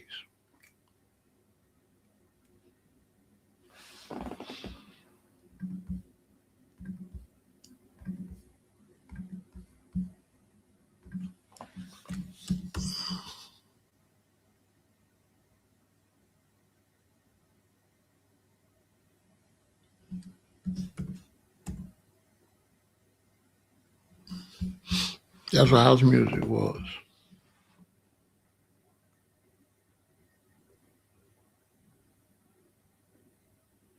Club Dread was a reggae spot. Club Dread was a reggae spot, a real popular reggae spot, because it stayed open till 3. And all the other reggae clubs stopped playing music like 1:30. Everybody got to be out there by 2. But Club Dread would stay open till 3. And if you was hustling, if I'm hustling, you know what I'm saying? I'm still serving people I'm still serving all night, but it ain't going to slow down till 1. So it didn't make no sense to go to the Wild Hair. By the time I get there, it's 1:30. They're gonna start closing. So I used to go. Sometimes I'd have my queen meet me there in case I got to make runs, because I was a hustler. So if I had to make runs, she got her own car. I'd be able to, boom, go have somebody meet me and come back, be gone like 15, 20 minutes and finish partying. Or sometimes I'll just pick her up and we'll go, and I'll just be off for the night unless you're going to come meet me. Yeah, this was Club Dread. This was Club Dread. That's where the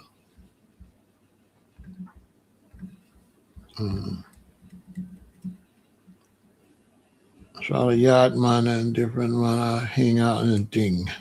Yeah, that's Club Dread. I mean, not really. Everybody would be respectful because you don't want to get the club closed, so you could just go stand in the front and do that.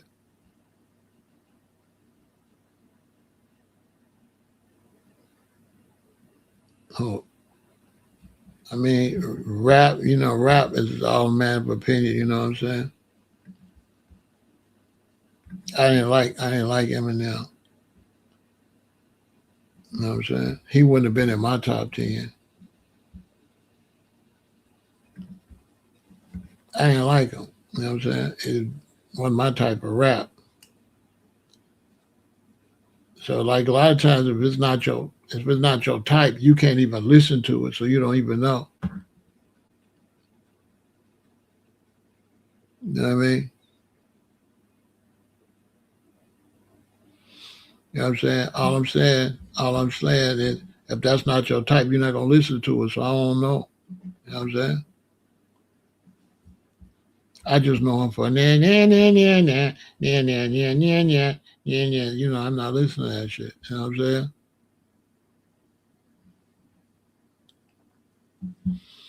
Now I ain't really like sound clashes because I was a reggae recording artist. You know what I'm saying? So I ain't like sound classes. That wasn't Rasta. I was come up as a Rasta.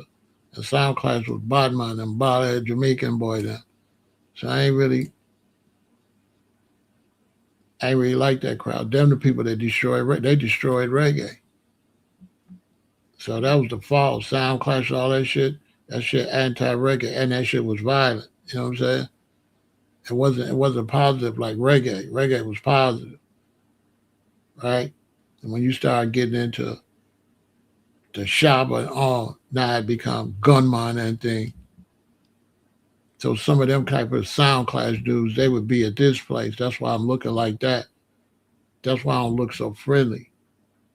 Cause now I gotta go to the club here in Chicago with some Jamaicans that might forget where they at. So I used to have a little straightening in case a motherfucker, you know, think they in Kingston or something. You know what I mean? So it messed the whole vibe up. Yeah, I ain't mess with them. You know what I'm saying?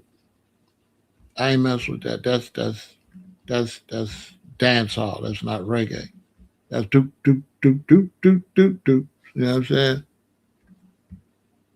My favorite song by Dennis Brown, probably "Love and Hate Could Never Be Friends." Oh no, oh no, here I come with love and not hatred. Surely goodness and mercy will follow I all the days. Yeah, that's probably my favorite. Live up, Ruth's children. Yeah, that's probably it.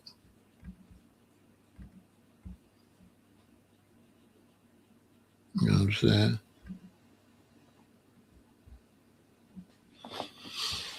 That's probably it. You know what I'm saying? Much respect to my man D Brown. You know what I mean? Bam Bam. Cool brethren.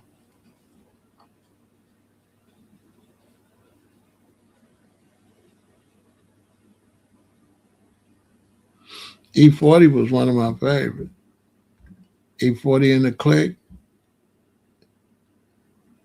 him and his brothers.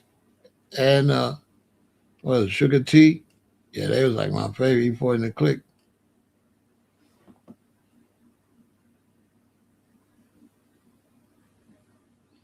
E40 in the clique was one of my favorites. I went to see E40 in the clique. I went to see Big Pun, E40 in the clique, Crucial Conflict at 8 Ball and MJG. And that was one of the best shows ever. Crucial Conflict had just came out, and they started the show in Chicago, right there on Saturday night at the Regal Theater. You know, it went crazy. It went crazy, man. It went crazy. And Big Pun did a solo show. He won with Fat Joe. It was Big Pun. At E40 in the clique. That's when they had Hurricane, but you can call it Hurricane.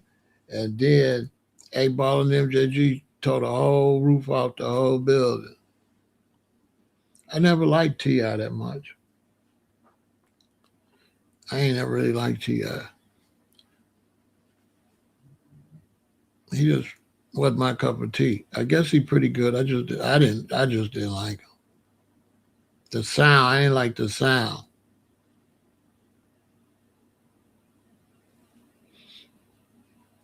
I just never liked dude. He just didn't appeal to me.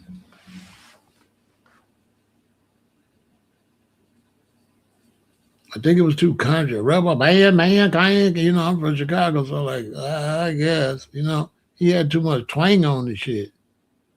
But I know he would have been big. He'd be big in the South, though. I ain't like his style. I ain't like his rap style. I never really liked dude. Yeah, I ain't really like him too much. T.I. You know what I mean?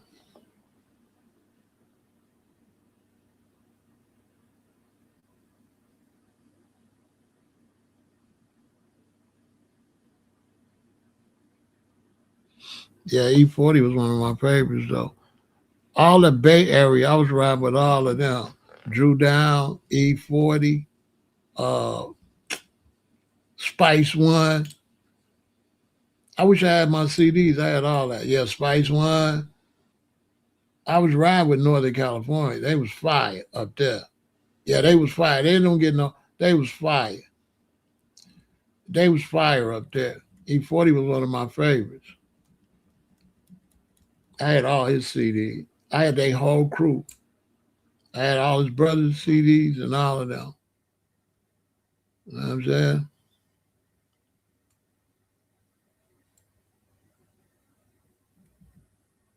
Lady Soul by the Temptations. I don't remember that song.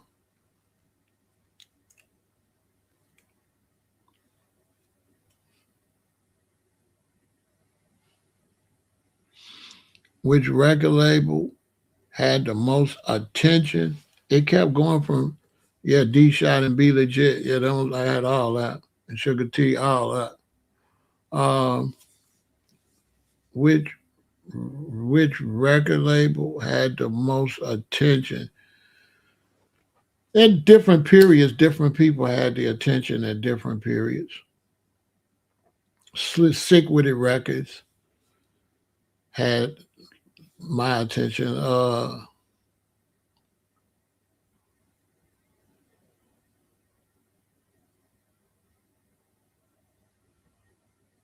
I think overall, if we're talking rap, I think the label that had the most attention, that made the biggest noise, was Death Row for sure. When Death Row had Snoop Dogg and Tupac, that was crazy.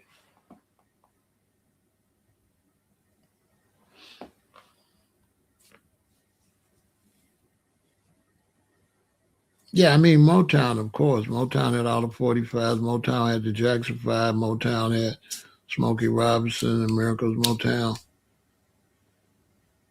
My grandmother lived in Detroit, and I would get the records. I would go to the record store almost every day and buy records. And then my mom like, we going to see Granny, and we go to see my mother. I take my records and play them, and I had the records before Detroit had them. When Motown would print the records up, they would send them to Chicago before they send them there. That's because we had WVON, and WVON was called a Black Giant, and it was the biggest black radio station in America.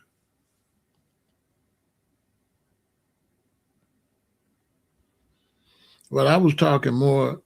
I was talking more of when they was talking about my attention. Motown didn't really have my attention because back then we didn't pay no attention to Lorenzo. So when they said which record label had my attention, I say Death Row, because Death Row was when they started pushing labels. Doing Motown, they wasn't pushing labels, so that's why I wouldn't say Motown. Doing Motown, they was only pushing artists. They wasn't pushing labels. So that's why I said Death Row. Because in the Motown era, they wasn't pushing labels. They only pushed artists back then. They only pushed Smokey Robinson, The Miracle, The Supreme, The Temptations. They didn't push labels. They didn't start pushing labels. They didn't start pushing labels until Bad Boy, Death Row, Sick With It. What's my man in them down there down south? All of them. That's when they started pushing labels. My man down south, Def Jam. My man down south, Tony Draper. What was that label? Yeah, Tony Draper label. Suave House. Suave House was big. So when you said labels, I was thinking about that era. Because back in the Motown era, they really wasn't pushing labels. Let me show you.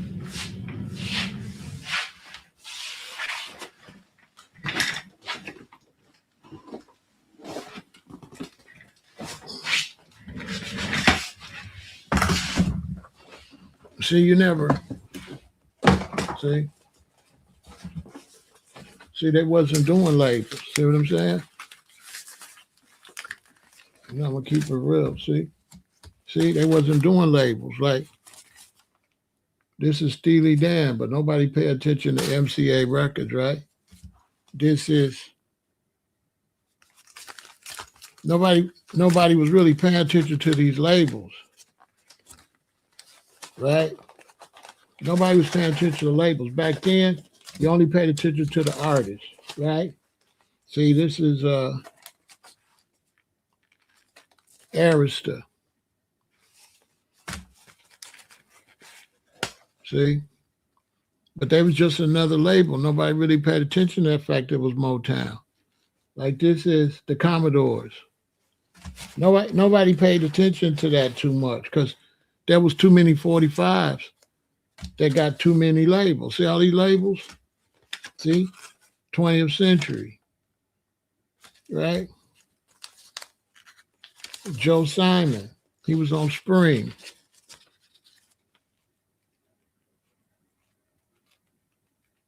Hell yeah, I'm showing you all the labels, Lorenzo. They had 1 billion labels when Motown was around. I'm showing you right now. I got a whole thing full of 45s. They had 1 billion labels. That's what I'm trying to tell you. And look, how many of these are Motown? Not many, right? Who is this? Patty Austin, Golden Oldies, Hollywood. James Brown was on Polydor, right? James Brown was on Polydor. They had all of these people had a lot of artists, okay? Because 45 sell more than albums, right? Right? 45, nobody was buying albums. Everybody was buying 45s. And 45s was coming out daily. 45s was bigger than albums. Albums, cassettes, nothing was bigger than the 45 era. 45. Look, Frederick Knight. Look, Capitol. Nobody knew that was Capitol. Who was this? This Taste of Honey.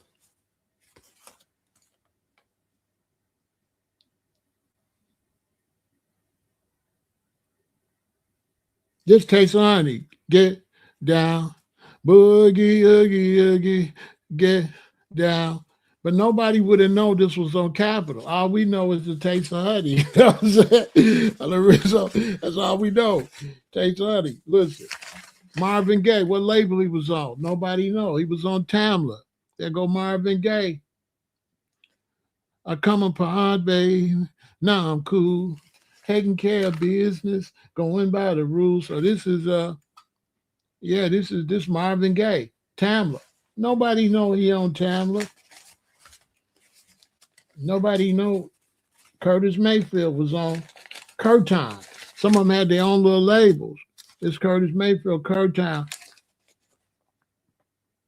I got to play it to know what it is. I wish I had all my 45. These are a friend of mine. She passed away. These are her 45. If I had my 45s, because I had my parents' 45. Favorite Stevie Wonder album? When Stevie Wonder was big, albums wasn't nothing.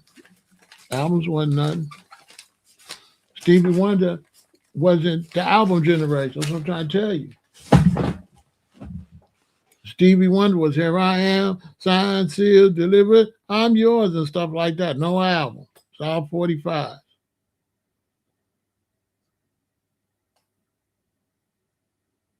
No, the artist wasn't more talented.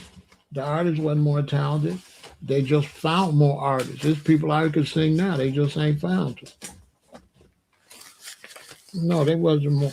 I would say the only reason the artists seem to be talented because people used to take music. Nobody know how to play music. So it's not a fair question. They used to take music. He used to have the music in school. I can't expect, we expect kids, we just want to put it on the talent. You can't put it on the talent. You got to put it on the society. Would I say the society doing a good job teaching music? No. Am I going to watch the Michael Jackson Vibe the movie? Nah, I doubt it. I seen Michael live. That's the best concert ever. Ain't nobody mess with Michael Jackson at no damn concert. But it's not the artists. They don't have music in the school no more. You can't say how the artist better when you don't have any artists. You don't have any artists. Who's an artist? All the kids could do is rap because they don't know how to play flute, clarinet, or nothing. Somebody got some more questions? What else? What else we talk about? Yeah, Stax Records, but like back then, those of us that was buying records, We was only buying artists. We wasn't buying labels. Nobody was buying labels. Nobody was paying attention to labels. Nobody knew what label Joe Simon was on, or nobody paid attention. The only reason people paid attention to Motown because they went and had a Motown special on TV with Diana Ross and the Temptations. Other than that, nobody would have knew Motown either. We got any other questions? Support the channel. What's my favorite chess piece? I don't know. I stopped playing chess because it took up too much time. And I didn't like sitting around playing no damn game for all that time. So I stopped playing chess when I was a shorty because I felt like it was a waste of time. I learned how to play chess as a kid, but we used to play a lot. But to me, I thought it was some clown. It was too, I ain't got time to sit there. I don't got time for this. So I stopped playing. And to me, it's a waste of time. So I stopped playing. Because some of our chess, that's why they got the thing where you play and hit the thing, die. Because without that, a chess game could go on for an hour. Easily, hour and a half, easily. It just, I ain't got time for that. You know what I'm saying? I ain't got time. I ain't got time to sit, you know what I mean? I mean, because the strongest piece on the board is the queen. So it ain't even, it's not even a hard question. The queen, the only one could go everywhere. Nobody else can't go nowhere. You know what I'm saying? The queen, the only one can move any direction. Everybody else stuck on stupid. The knight can only make an L. The rook can only go forward and backwards. The queen can go diagonal, whatever. So obviously the queen run everything. The king, dumbass, he can't do nothing. I don't know who made that up. The king ain't got no power. When Trump get out of office, do I think he'll be charged with war crimes? I don't know, because he might get out of office on the stretcher. He might pass away in office.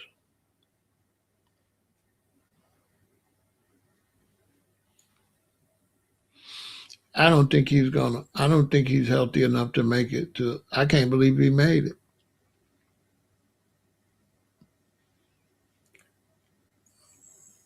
What was the best black sitcom on TV ever?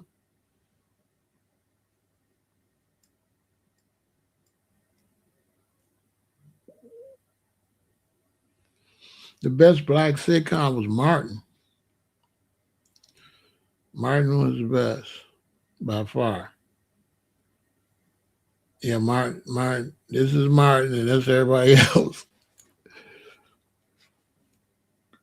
Martin was the best by far, and I've seen all of them. Good Times, all of them. The Cosby, all of them. Now here's Martin, and here's everybody else. Martin, the only one. Martin, the only one I'm not missing.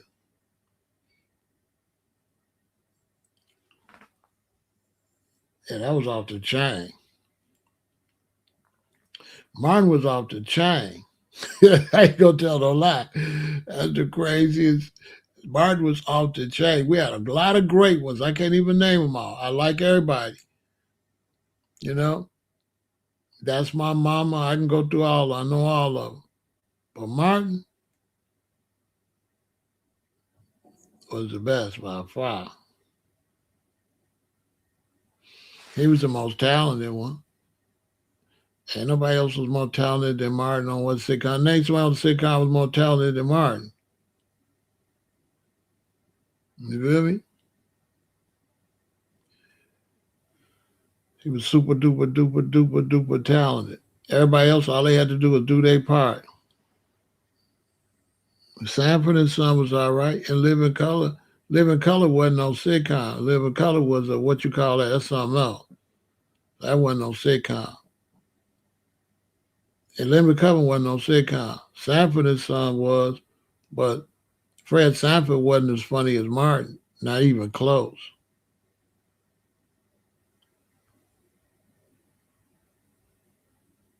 He was Fred Sanford didn't have nothing on Martin. And then Fred Sanford was always Fred Sanford. Martin was a whole bunch of characters. He Jerome in the house and all that. Martin was Jerome. Jerome was tripped out.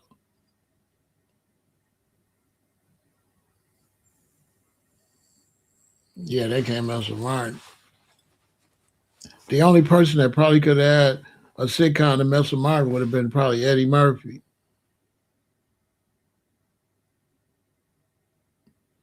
Thoughts on the Volkswagen? What you mean? The Volkswagen was the car that we bought on the West Coast in California. I had a Volkswagen. I had the Volkswagen van, and the reason the Volkswagen was so great, the engine's in the back, and so by having the engine in the back, it don't get stuck. So you could drive it onto the beach or anywhere because the weight's in the back, so it don't get bogged down. If you got an engine in the front, it get bogged down. But with the Volkswagen, the engine's in the back, so you never get stuck. That's what's the deal with the Volkswagen.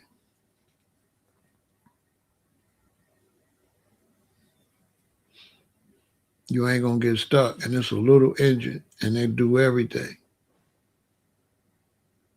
You could pop a wheelie in a Volkswagen van. Yeah, the engine's in the back, and it ain't got all that stuff either. It ain't got all that. They ain't got all that junk in the front of a regular car. No, it's just an engine backed up.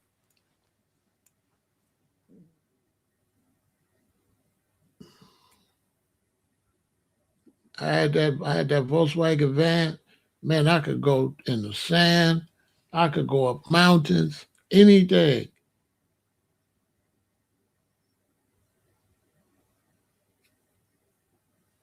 And no maintenance. No whole bunch of maintenance. Simple.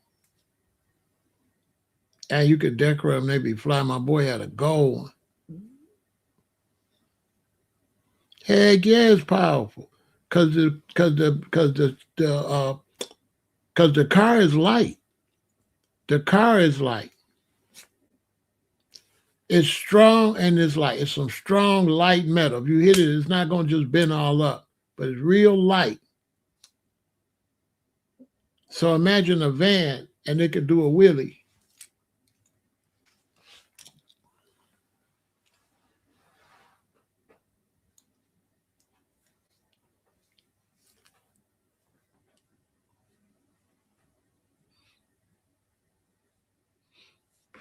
That's one of the best cars.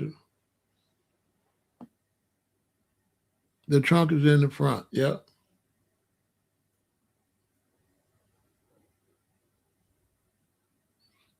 Yep, the trunk is in the front. In the front in the trunk. Yep, the trunk is in the front. Nice. They're worth a lot of money if you get them and fix them up. They're like collector's items.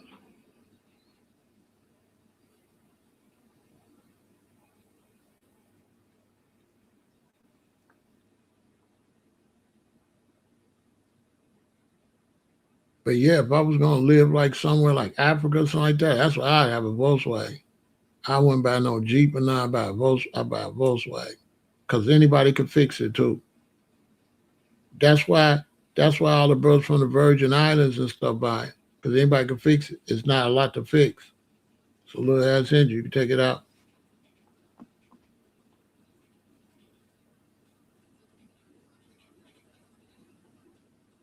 I don't know. Did they stop making them? Probably. I need to buy one.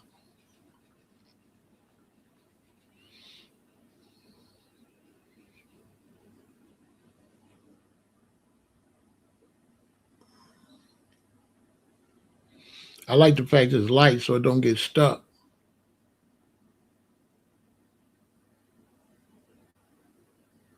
I don't know about in the snow because most people got them. They got them in warm climates. You don't see them much in cold climates. But yeah, I'll put some snow tires on the back and the front. Yeah. All I got to do in the snow, all I would do is put some snow tires in the back and put me some cinder blocks in the front, on the front, to put a little weight. Yeah, hell yeah. Because I could weigh it down.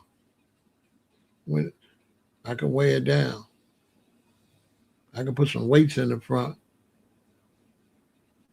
Oh, they still do. They make the new Volkswagens though. They don't. Yeah, Volkswagen's still a company. I forgot. You're right. But you want one of them old ones. I forgot what year mine was.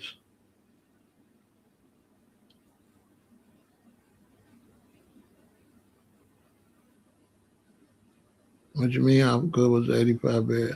That was good.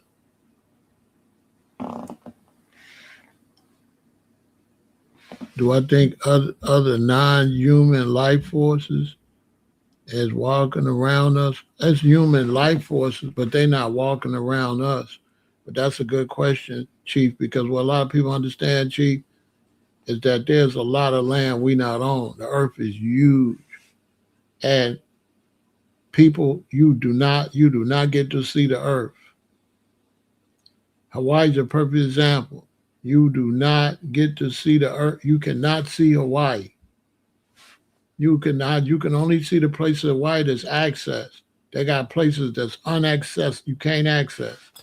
Like you right here. You up here, and then there's a cliff right here, and then you look down there. There's a bunch of trees and forests and everything, and then there's the ocean. But the ocean got big ass rocks and shit, and there's no cliffs up. It's just straight down. So you can't get to it from the ocean, and you can't get to it from up here. So guess what lived down there? Anything could live down there. I don't know. I don't be trying to figure that out. You know what I'm saying? I don't be paying attention to that type of stuff. I try not to pay attention to nothing that ain't relevant to me. Because I be protecting my mind. I don't be wanting to fill my mind with a bunch of irrelevant stuff. So everything they do, I don't watch it. But it's all kind of creatures here. Yeah. Yeah, it's all kind of creatures here, including vampires, werewolves. All that stuff is here.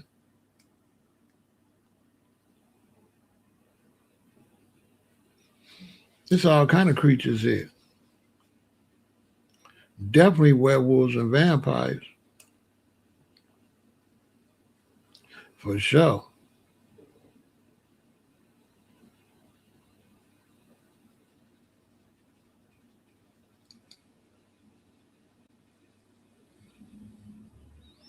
It might not be nothing on the moon.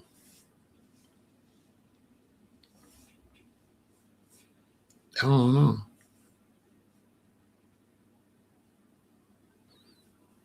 Whatever's on the moon, it ain't gonna have no effect to us because they breathe different and all that. So it would be impossible to have contact because you gotta have a spacesuit and they don't.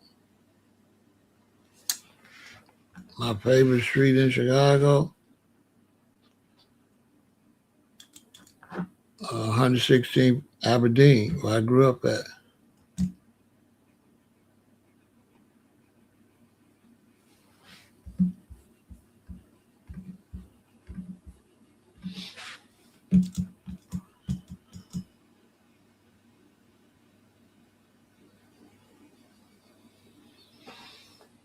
Yeah, the moon got different atmosphere. So there would be creatures there that don't breathe oxygen, stuff like that. You'd be dealing with a whole nother species that's not even relatable to the earth. It's not really possible for you to come in contact with them because you don't got what it takes to live on the moon. It's just like a spider. A spider built a spider web, and the spider the only one could run on that web. Anything else getting that web get caught. So the spider makes his own atmosphere. We used to catch spiders when I was a kid and feed them flies and keep them in a big pickle jar. And after about so many months, the whole pickle jar be full of tunnels. They just keep spinning these tunnels, and then they'll get big. And wolf spiders, the spiders in Chicago, they get big. Sometimes they get so big you could put a bumblebee in there and he'll wrap him up and suck him dry because they suck all of the moisture out of the. They don't bite it. They suck his blood or whatever they got in them. It ain't called blood, but whatever essence in it. Yeah, we used to catch spiders. It's fantastic to see them webs they build up. And they get big, and then they webs be like tunnels, like wolf spiders. They webs be a bunch of tunnels.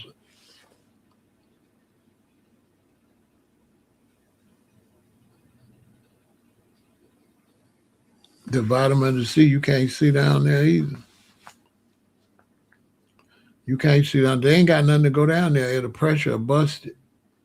So they ain't invented nothing to go down there. And they can go sort of far, but they can't see because light needs light. So if there's no light to reflect off of, your light won't work. So none of these lights will work without the sun. Without the sun, the light wouldn't reflect. So when they go down as far as they can go to the ocean and they turn on the light, they don't see nothing. All you're going to see is the front of the light lit up. But you ain't going to see no beam because you got to have light to see the beam. You gotta have light to see the beam. And if you don't got no light, you can't use light. Light don't work where there's no light. So if you go way down there in that ocean, you could be in an ocean crab right here. It could be a big giant sea monster right there. You wouldn't see him. You can't see him. You wouldn't even see him. He'd be right next to you. You can't see nothing. And then if you go too low, the crab gonna just bust. The pressure is just gonna explode. But it's all type of stuff down there. You don't want to see it though. That's why it's down there.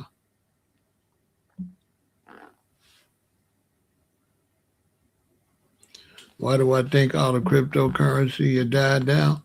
The same reason I told them, Chief, when it first came out, I told everybody crypto is not real. Crypto was introduced to you to bring in the mark of the beast and the cashless society. And they use crypto to bring in the cashless society. I told everybody that. Crypto was illegal, pirate money, illegal. They busted everybody with their illegal money. They took it and made it where it was somewhat legal to get you to get into the mark of the beast. They used crypto to sell you the idea of digital currency. It was a trick to get you into digital currency. And now they got everybody debit, credit. They got you into digital currency. And now that they got everybody in the digital currency, they finna get rid of all of that. And they finna come with Fed Now. I've been telling people this. They finna come with Fed Now. And Fed Now is going to be like this. It's going to be Fed Now, meaning you drive through a red light and it's going to go doot doot and your phone going to go drrr, and it's going to take the money right out your account.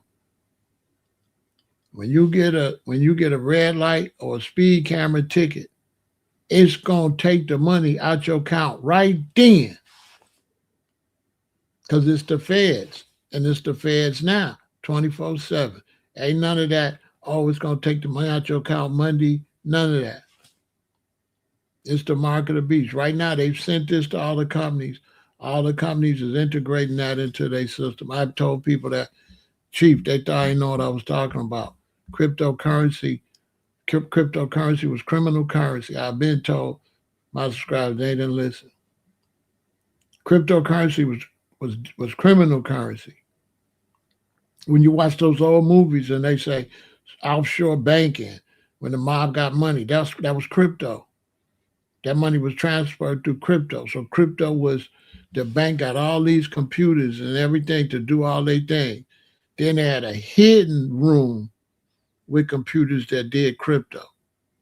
And that's how they sent and transferred money without the government seeing it. That's crypto. It was illegal. Crypto is illegal transfers. That's all it is. It's illegal transfers. They got busted. The feds bust all of them and then moved in on it.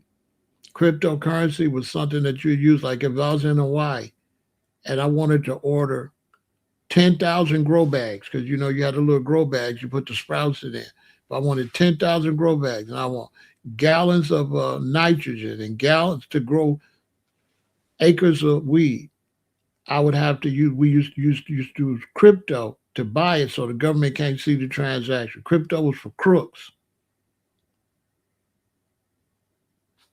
Crypto was for crooks. It was a scam. The government took it over and used crypto to get you to put your money down.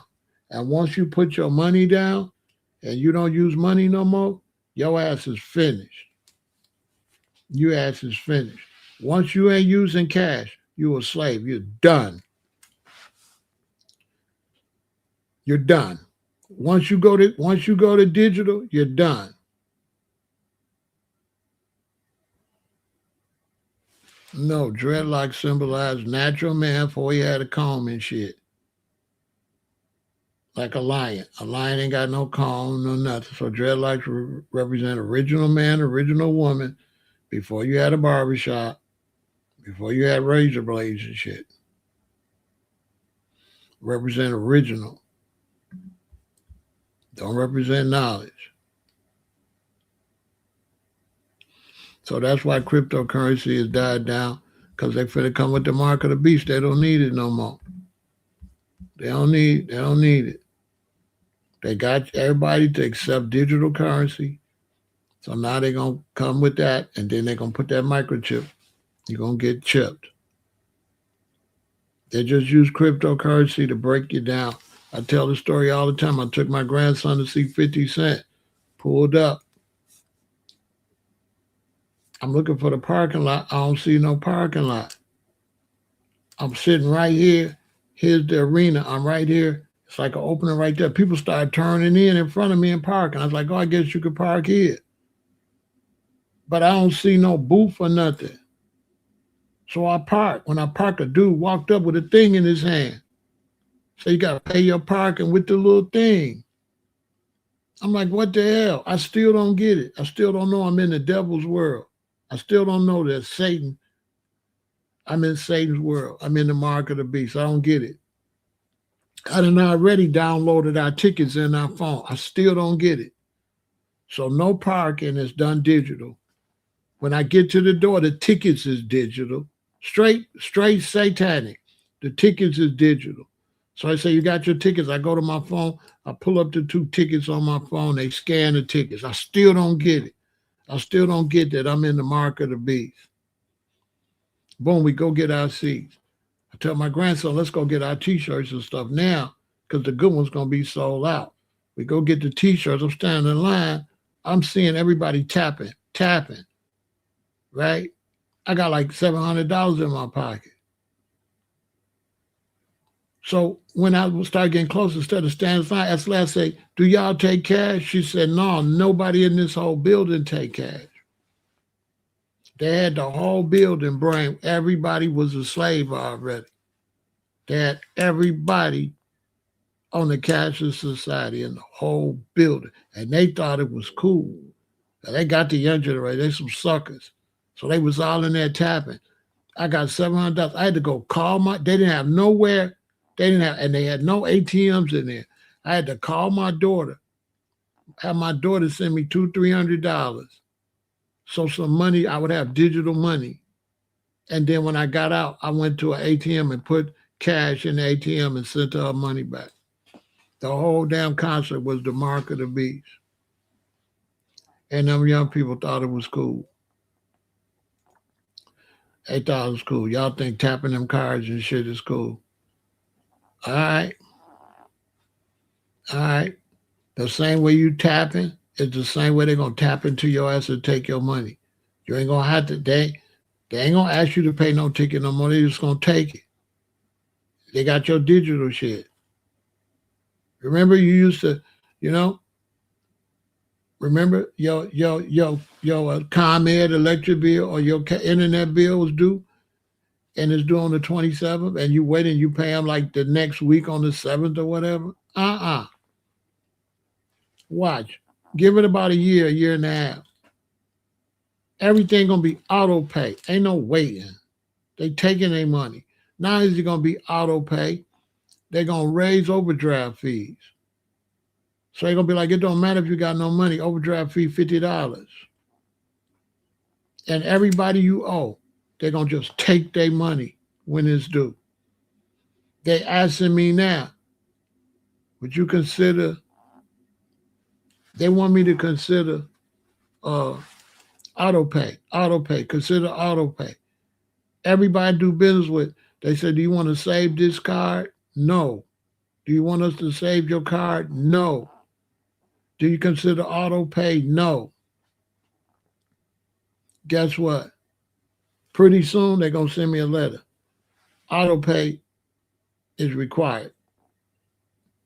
Ain't no more. You don't get to decide not to have auto pay. All your shit is auto pay. And once your stuff is auto pay, you a slave. They taking their money. They taking all your money. They taking it. Look at this fruit fly. Probably came off these bananas. I gotta go. If you got gnats or fruit flies from your fruit and stuff, you got to get some apple cider vinegar and put it in a jar or cup with plastic with holes in it and put a little dish soap in there. It's just getting warm here, and here they go already. And they becoming an epidemic. It's going to be coming out your paycheck. It's going to be coming out your bank account. It's going to be coming out your bank account immediately. As soon as your paycheck hits your bank account, that money going to be out, and you're going to owe. So if your internet is $89, it's going to be a $50 fee. So say $100, a $50 fee. So instead of $100, it'll be $150. Your check come for $1,200. Boom, it's going to be $150 taken out immediately. Ain't no more of that pay when you get ready. That's over with. You're going to be a slave. And I was in there, and all them young people were slaves. They all had cars. Nobody had no cash. Nobody had no independence. Everybody had the Babylon system in their business. Everybody was dealing with them cards. And I'm saying, I hope they know they're going to take that number off that card and put it on your forehead or your hand. They're going to put that number on your wrist or your forehead. That card is a number. And once they put all your business in the card, then they're going to be like, well, if you lose your card, you lose everything. So you're going to have to get your number put on you so you don't lose it.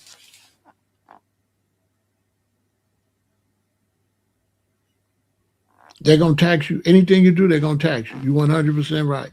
You do anything they don't like, they're going to tax you. All of a sudden, they're going to be like, oh, if you're on Instagram, you say the wrong thing, they're going to take it. Or if you're on Facebook, you're on YouTube, you say the wrong thing, instead of kicking your account, it's just going to be a minor charge. Then the minor charge going to turn to a bigger charge, and a bigger charge, and a bigger charge. Oh, you talking radical stuff? Who remember in Canada? When Canada, all the truckers went and blocked the streets downtown in Canada. And what the Canadians did, they closed down all the truckers' banks accounts. Go look it up. Turned their money off.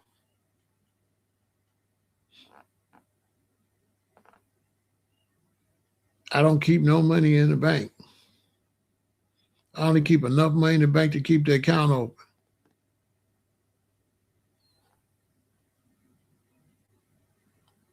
Pretty soon they're going to be like, I'm going to have all my money in the bank, no cash. I got to let them people know every penny I got and I got to give them access because basically you're going to be giving them access to your money. Once you go digital, then the system is going to have access to your money whenever they want it. I had a friend, he had an account with Blockbuster, I think it was. And he owed them like $200. He had an account with somebody. And he was finna move to New York. So he wanted to move to New York, then he was gonna pay him. He was gonna pay him, but he was gonna wait to go to New York. They went in his account and took the money right before his trip to New York. He needed the money for things. He had a lot to do to move to New York. He finna move to New York, got a big job in New York, but he needed this money to transfer. They took that money. They always ask me, do I want direct deposit? Man, no, you cannot go on my bank account. Do you want me to save this card? No. I'll let you know when I'm ready to pay you. I don't want you to be able to go pay yourself and just go and take my money. Yeah, they got it. And so now they got Fed now. Look what it say, the Feds. It say the Feds now, 24/7, instant payments. Ain't no more that, oh, it'll reach your account Monday. Oh, no. Now. And they sent this information to all the businesses. All they got to do is go change all of their computer stuff and process it and get the word from Washington when it's a go. Oh, you're supposed to take your vaccine. You ain't get your vaccine? Oh, that's a charge. We're going to have to charge you $25 a week until you get your vaccine.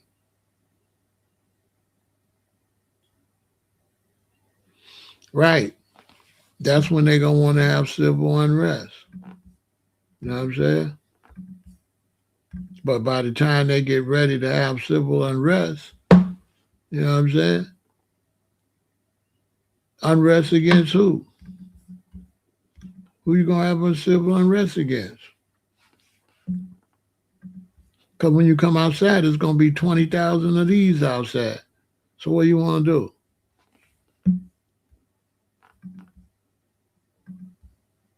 They already got it where, man, they got it where, you know how you be having riots and stuff, right?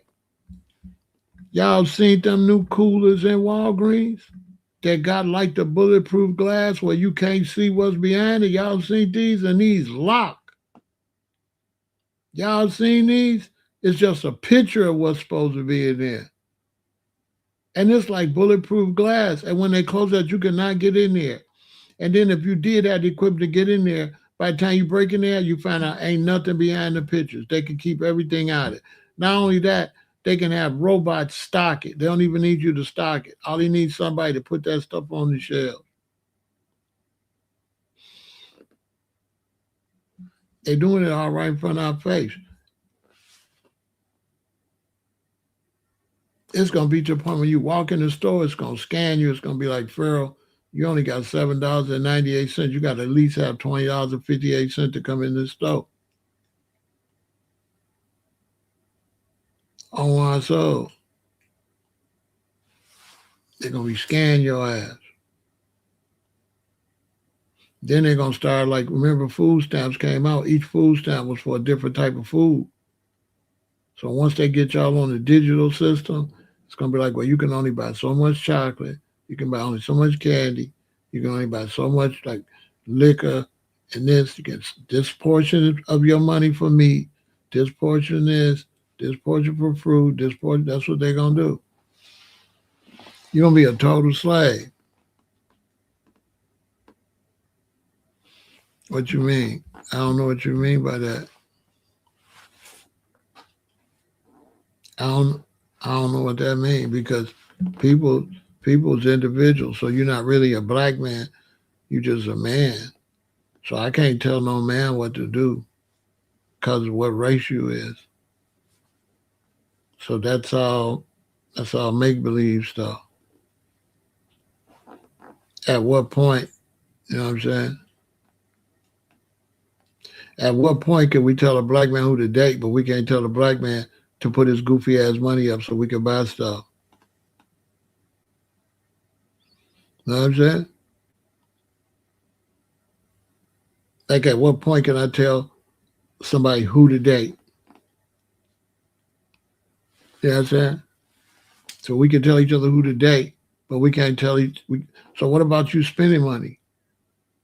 If you was a black man with a white woman, I say you wrong. But then I see you going to a Chinese restaurant. I see you buying gas from the Arabs.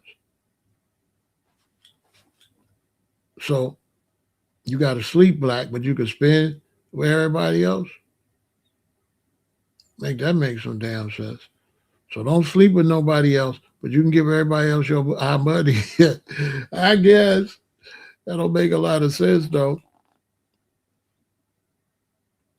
I can't tell a woman who to give her coochie to. I ain't God. I can't tell her you can't sleep with this white dude. I'm not God.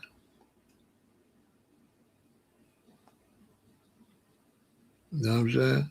She a grown ass woman.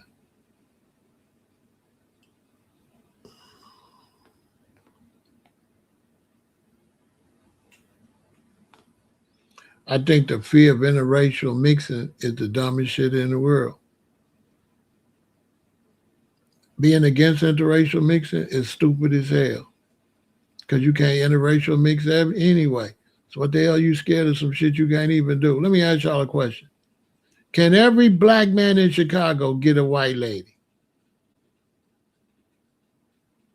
I'm just trying to figure out what we scared of. Can every black woman in Chicago get a white man?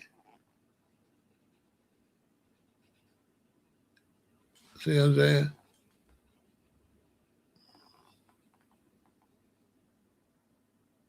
So they say that you don't want a black man dealing with a white woman as if white women want you. You know what I'm saying?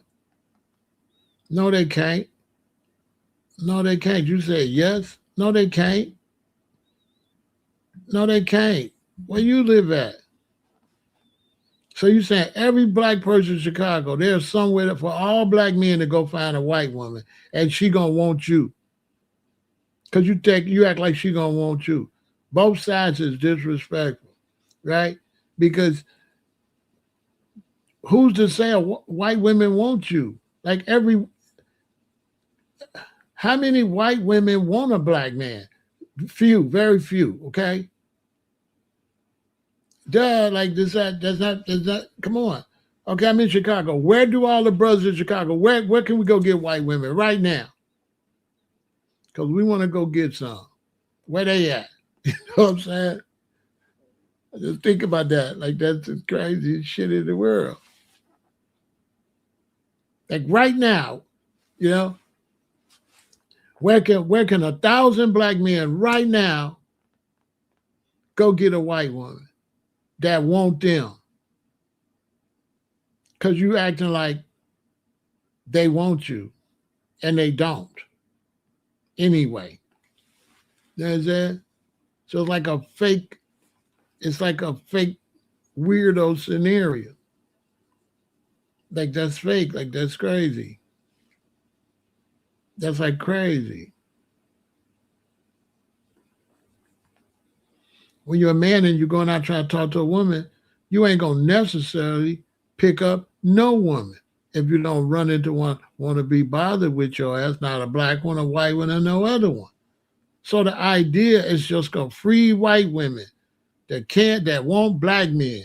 It's a whole bunch of white women that want us, and we can go get them in the real world in some magical white woman place where it's just all white women. Ain't no white men or nothing. It's just gonna be a whole bunch of free white women somewhere. A whole bunch of them. And they just waiting for me to come over there to get one. You know what I'm saying? If that was the case, we would have been winning got them. If there was anywhere where it was any kind of women that looked decent and men could just go get them, all men would be going to get them. So that's the most ridiculous ever. But I live in Chicago, so I know damn well we can't get no white women. Oh, well, a couple of us. So one brother, a few brothers get a white woman. Okay, so he can change the whole race. What? That's some crazy shit. They say, yeah, but bro, if you get with a white woman, you gonna dilute your race. Okay, I go get a white woman. Boom, we have a baby. We have a light skinned baby, half white, half black, a son. Boom, turned me a little white. My son go to high school. He go to college. He go get a black woman. Boom, turn the grandbaby back a little black. All right, the grandbaby go get a black woman, or they can get whiter, whiter, whiter, and then back black, black, black, and then I mean I don't know, because anybody can sleep with anybody. So you can have your son come, and he can get with a white woman and have a son, and he get with a white woman and have a son, and he get with a black woman and have a son, and he get with a black woman and have a son, and he get so you can turn this color, you can turn back, can't you? I don't know. It seems stupid.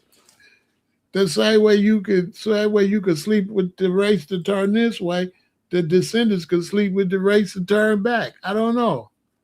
I don't know. I think very deeply. So I mean, is that really a real worry?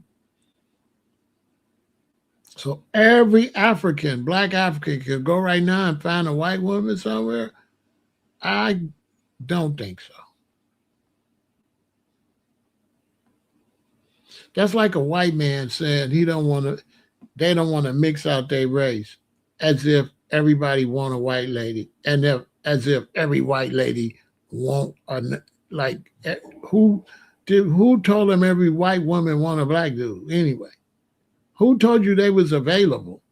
That's disrespectful. That's disrespectful to just say they all want black men, and we go all find a white lady. So somewhere. I ain't never seen that place before, and I've traveled a lot, so I've never seen a place where you could breed out. Seems like make believe and shit. I never seen that place before. I never been nowhere where white women didn't already have a white man. But I guess that place exists somewhere where there's a bunch of free white women looking for a black dude. It's a whole bunch of them somewhere. some some mystical, magical place. I don't know. I'm 68. I don't know when I'm gonna run into that spot. Thoughts on interracial relationships? Hell, my thought is mind your goddamn business. Ain't none of my damn business. That's not my business. That's not my business. That's not my business what other people doing like that. That's not my business. I'm not gonna pay their bills. So why am I worrying about who's sleeping with who? That's not my business. That's not my business.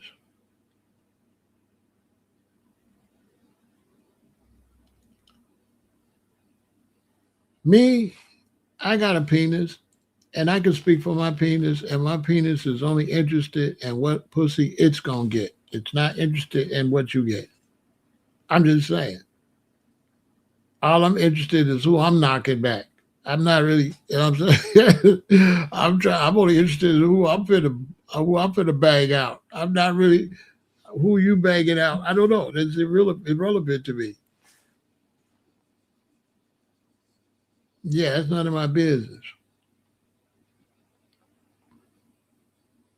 So the fear of you got to mix with your own race and all that, that's a little weird. That's like a make believe fear. That's like a fear of something that ain't gonna never happen. It ain't gonna never be no day. You're gonna see a whole bunch every black man with a white woman and every white woman with you. That's not going to ever, never, ever, never, never, never, ever happen. So what is you having a fear of something that ain't going to never happen? People typically going to talk to who they around, and they not driving looking for nowhere like that. All the black men is not going to go looking for no Chinese wife and pass up a whole bunch of black coochie trying to find a Chinese wife or a white wife somewhere. Who going to do that? So interracial is none of my business. But y'all want me to get deep on that? Interracial mixing is very much necessary, because if you keep mixing with the same race, you're gonna be end up sleeping with a close relative. And so when you get that distant bloodline, that's a good thing. But that's, you got to put some money up and get me one of y'all smart dudes so I could take his money. Because I take his money on that, because every time a speck of blood from another race get in your race, that stops you from sleeping with your relative. But that's some whole other super Pharaoh science right there. So mixed racing is good for all races to stop them from sleeping with their cousin. If you keep sleeping with the same black folks, you're gonna end up sleeping with a close cousin. You're gonna start having kids. Something gonna be wrong with them. You see a lot of these Europeans start having these kids with something wrong with them. That's because they need some new blood in their race. They've been white on white on white on white on white too long. And when you do that so long, you basically sleeping with your sister. Basically. So you need to throw a little Asian or Hispanic. You need to throw something, some DNA in there, so that DNA stretch out. That's a fact.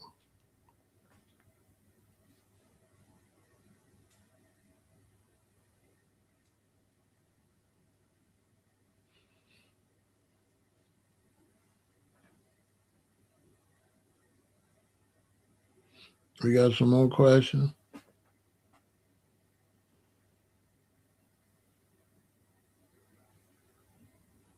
I don't know. That question don't make no sense. Man, ask me some intelligent questions, bro. You asking me. The idea of this over here is not just to be ridiculous, okay? I'm gonna have to stop talking to you. Because women is attractive individually. You trolling. Somebody else happens. I gotta stop talking. He trolling. Now he just acting stupid shit. Because if you ask me, if black women more attractive, that's like saying every black woman is attractive. Like what? What? What?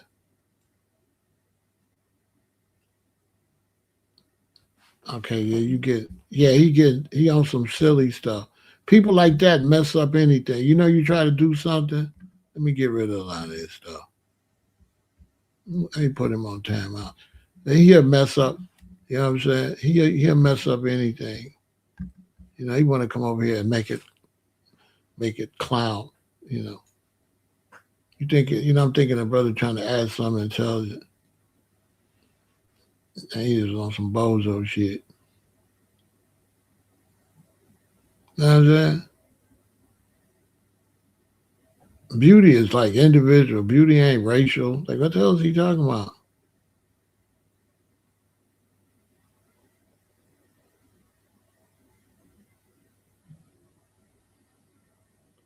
He like, is a polar bear, female polar bear, more attractive than a female grizzly bear? Bruh.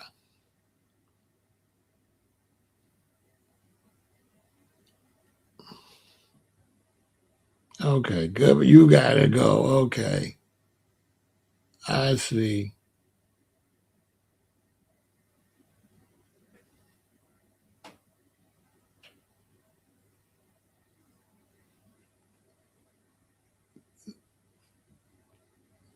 Gotta get a life.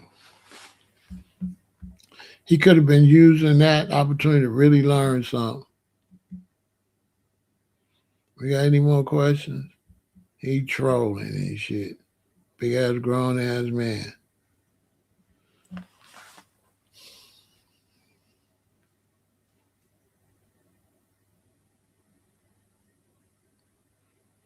It looks like we just about out of questions.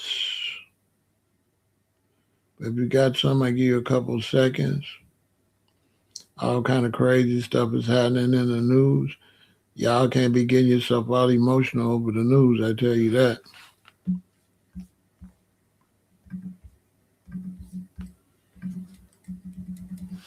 That's for sure.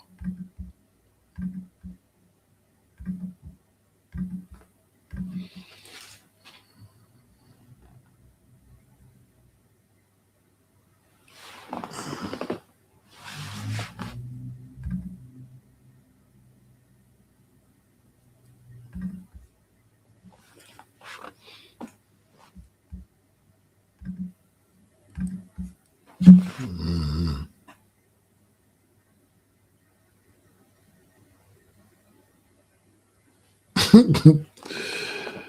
He went to his other page.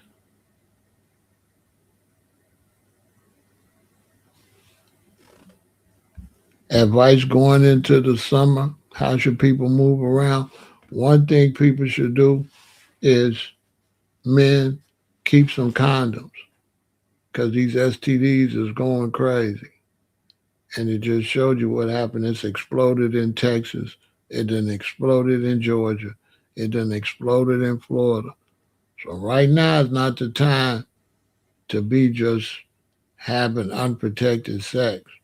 And to be honest with you, we headed to a situation where uh, you're gonna have to go get tested before you have sex with a mate. Like you meet a girl, you meet a woman, or you meet a man, you go out on a couple of dates, and y'all thinking about getting intimate, you're gonna have to go to the clinic. That's gonna be the future. You're gonna have to go to the clinic. Straight up. I'm not sure. I don't know. I don't really know. I don't know. You know what I mean? As far as moving around and stuff like that, uh, I think you can go have fun. I think you can go have fun if you go into popular areas with nice security and stuff like that. Definitely avoid all arguments. No arguments. So when you're out there and there's people out in the world, you partying or you're at the beach or at the club or you somewhere, and somebody's confrontational, you want to get away from them. You don't want to respond to confrontations. You want to get away from them. Yeah, you want to get away from. You don't want to respond to no confrontations because people getting a little crazy. So you want to avoid confrontations and just go try to have a good time. But as far as which state had the most slave breeding, I don't know. It would have to be probably between Mississippi and Alabama. I would think. Maybe Georgia. I doubt Georgia. I would think Mississippi, Alabama. But I don't really know.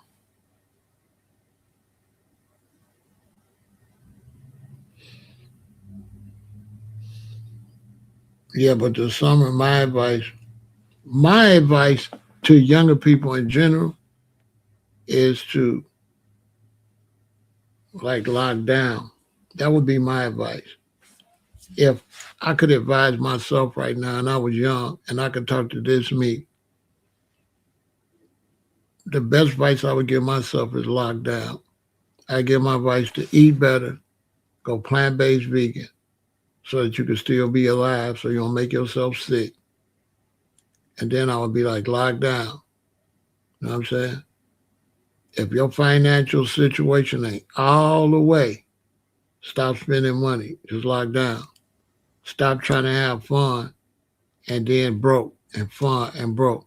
Stop going around spending your little extra money, having a good time, and then 2 days later, kind of stressing over your bills and all of that. That's what I would say. Because that's one of the biggest problems with a lot of people.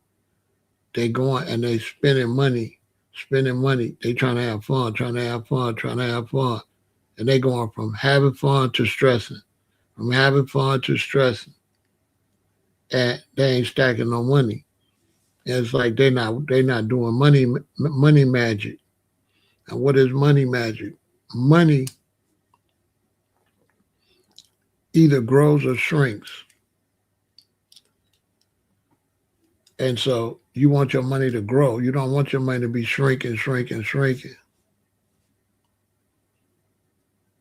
And so if you live in your life from paycheck to paycheck and stuff like that, and your money, you know what I'm saying, and you trying to have fun and you taking your little money having fun, but you ain't really economical straight like that, I would say lock down.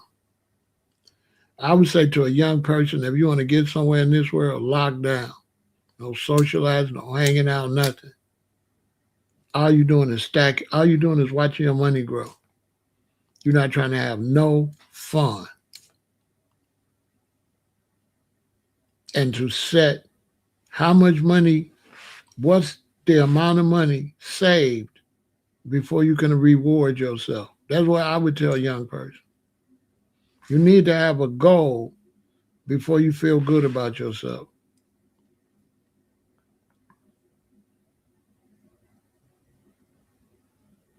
You need to have a goal. I would set the goal $10,000. And when you get up to $10,000, right, then you go and you know what I'm saying, you have a little bit of fun, then you shut back down, you go to 20. Then you have a little fun, then you shut down, then you go back to 30. And once you go up, like if you get to 20, you ain't trying to spend more than 1,000. You ain't going back no further than 19. You go ahead, do what you're gonna do, then you go up, go up, go up. As far as farming go, I would tell anybody that it comes to farming is gonna be a waste of time because you ain't gonna be able to harvest enough food to make no difference, right? So you can always hear these people say, grow a little food there, but that food ain't gonna last no time, okay? You're not gonna be able to grow enough food to make no significant difference in your life.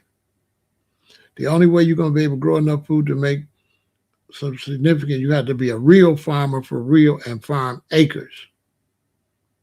Because that little stuff you growing in the backyard, that ain't gonna feed you but a day or two. That's not gonna feed you. And so that's not gonna be a good survival. It could be something to do to exercise or do something. But you're not gonna get enough out of that. Okay, like say I go in the backyard, I try to grow my own spices. What is gonna cost me a time and effort to grow the spice? I might as well went and bought some damn spice. Because why am I here doing this? I could be somewhere making some money and then I could just buy some spices. See what I'm saying?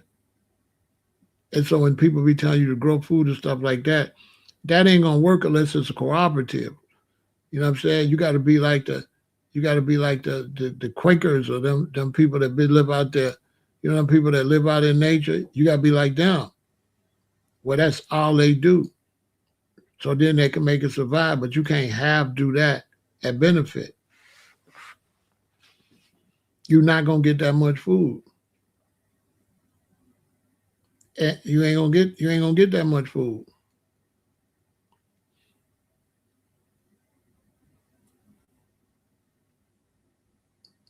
Not really. The Amish people, yeah, you ain't gonna. I couldn't grow enough food. I'm not gonna be able to grow enough food to survive. That's not gonna happen. To grow enough food to survive, I gotta grow all the time. Okay, so where am I getting money from while I'm doing that? Where you gonna get enough money to live while you growing food? Because you ain't gonna be making no money while you growing it. They don't tell you that part, right? How you gonna pay your bills and grow food. How you gonna work a 40-hour week and when you gonna grow food? And if you try to grow food within that time, you ain't gonna grow that much because you ain't gonna. A family of 4, you're gonna have to grow an acre or so, and you're gonna have to know how to preserve it and save it. You ain't gonna be able to have no little backyard of food. That ain't gonna do nothing. I did it. I grew it. It's nothing.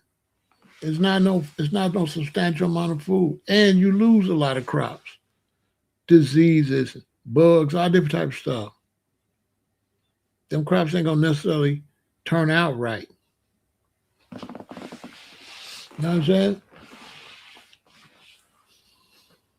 So it sound good on paper. It look good or in a video, but when you actually do it and you weigh out the time,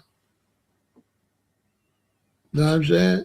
And you weigh out the time versus, you know what I'm saying, what you're gonna have.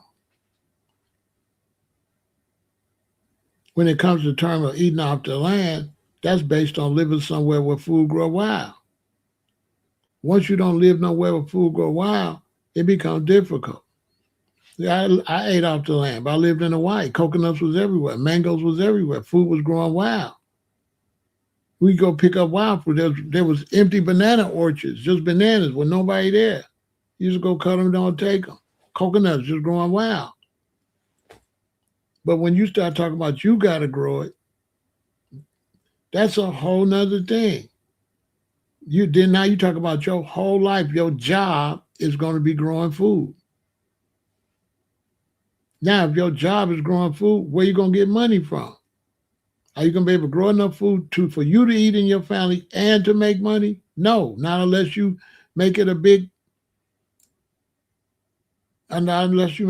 farm. And guess how much money you got to put into that? You got to spend money to make it. Costs money to grow food. Don't let nobody tell you it don't. In most cases, the dirt you got ain't good enough. You're going to have to go buy some dirt. In most cases, the soil where you at is not good enough to grow no good crops. In most cases. In some cases, the climate and stuff where you live, it ain't like everywhere in Hawaii. You can't grow everywhere in Hawaii. Everywhere don't got the soil, or everywhere ain't flat. Some places got rocks and cliffs and stuff. You know what I'm saying? In the real world. Now, you start talking about growing food, it ain't easy like somebody told you. And you got to grow a lot.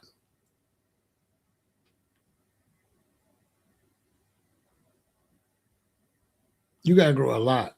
And it's a lot of work. Yeah, it's a lot of work. Growing food is work.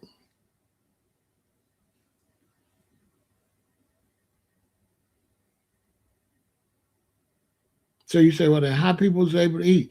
Because certain food grow itself, right? So I give you an example. So I get an orchard. I plant a bunch of apple trees, these trees, that tree. Now, those trees going to drop apples every year. So that's less work. But there's certain vegetables that don't regrow like that. You got to plant them. See, there's certain things that regrow. There's certain things you got to plant. It ain't going to regrow on its own. And see, I don't tell you that part. And then even the ones that got seeds and stuff, it ain't going to grow the way you want to grow it. You can't just grow ganja because a lot of them going to be male plants. You need land, time, and money and expertise too. You need land okay? You need pest control. Yeah, you need pest control because they're going to eat up your stuff. So when I grew my stuff, I built a little makeshift greenhouse. But I had to order ladybugs. I had to order 2 containers of ladybugs and loosen because if not, the aphids gonna eat it up. If you don't got ladybugs and you don't got a greenhouse, they're gonna eat them up. And when I put the makeshift greenhouse up, And I would come out in the morning, guess what would be all on the outside of the greenhouse? Grasshoppers. Grasshoppers would be all on the outside of the greenhouse looking at that food like that. And if I didn't have them inside that screen, them grasshoppers would be in there eating all that stuff up. Eat it all up.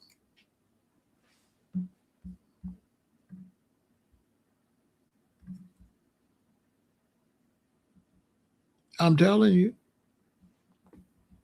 The grasshoppers will eat it all up.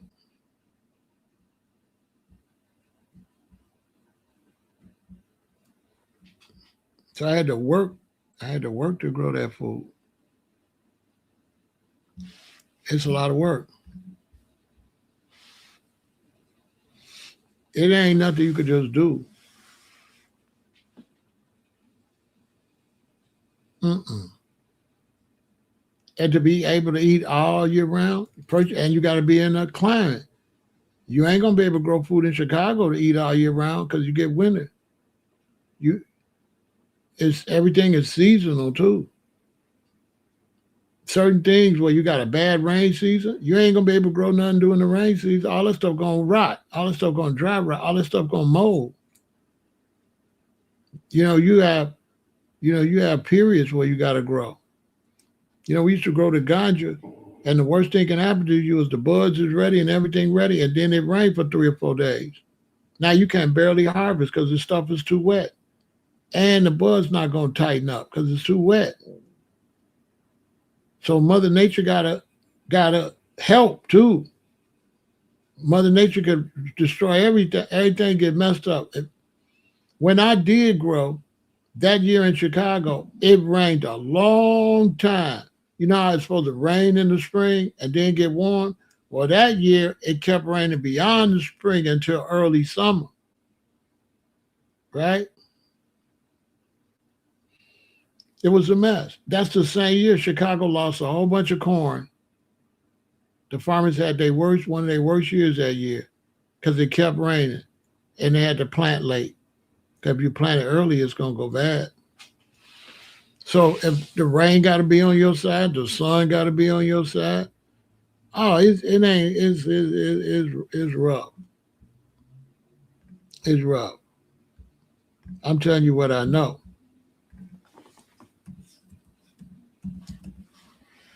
I ain't telling you what I think.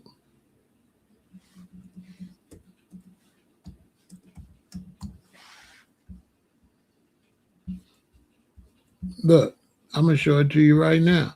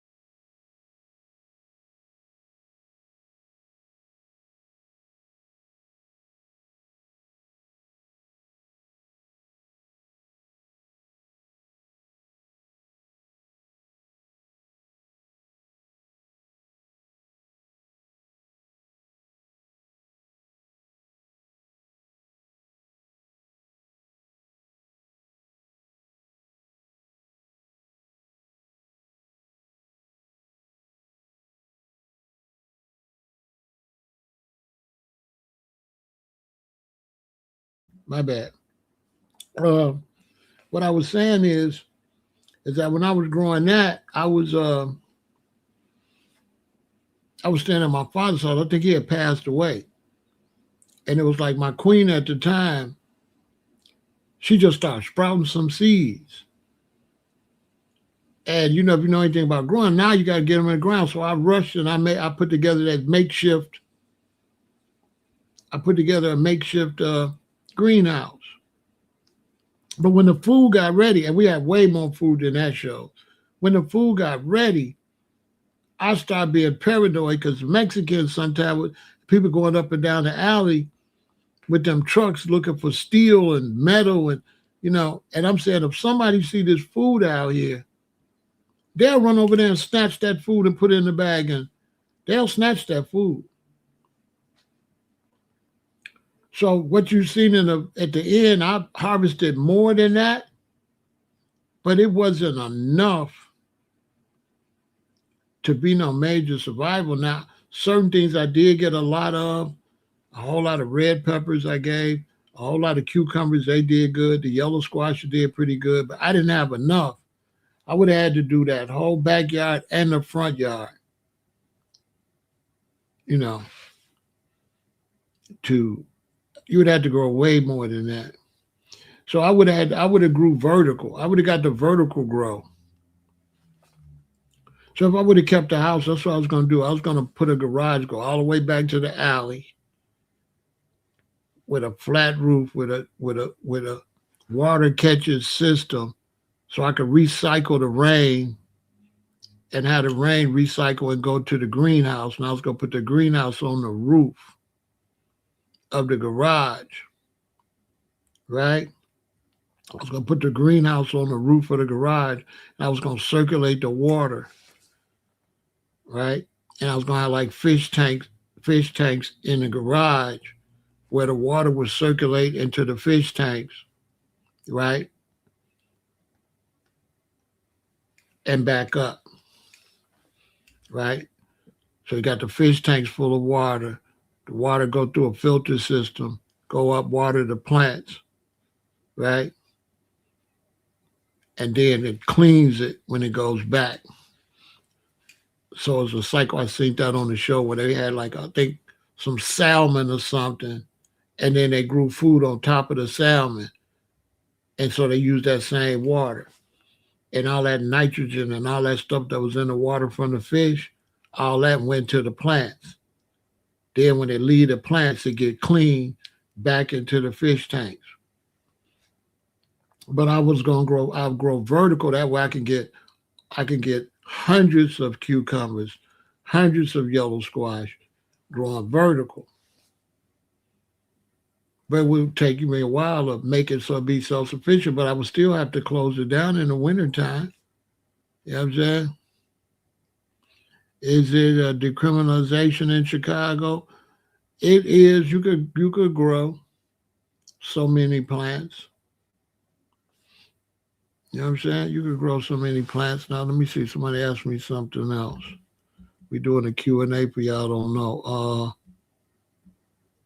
I have a question. What's going on with the birthright situation? They haven't said nothing yet about it.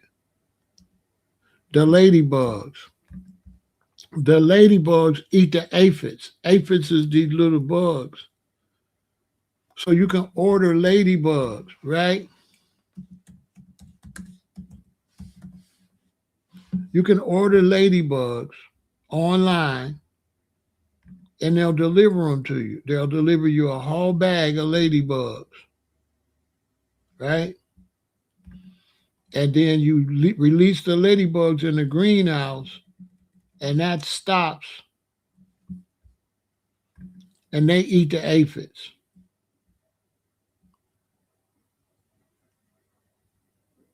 You know what I'm saying? So you got to order ladybugs to eat the aphids, right? So from a place like this, see this one right here, for $25, they send you 150. They send you 150. So I would order like 300. I just let them loose in there. And then you don't got to worry about aphids eating up your plants. You got a question? Yeah, go ahead, ask me. You was asking me about the birthright. Do you suggest farming if you have a little property, grow your own vegetables? I think if you're retired, maybe, but it's just a lot of work.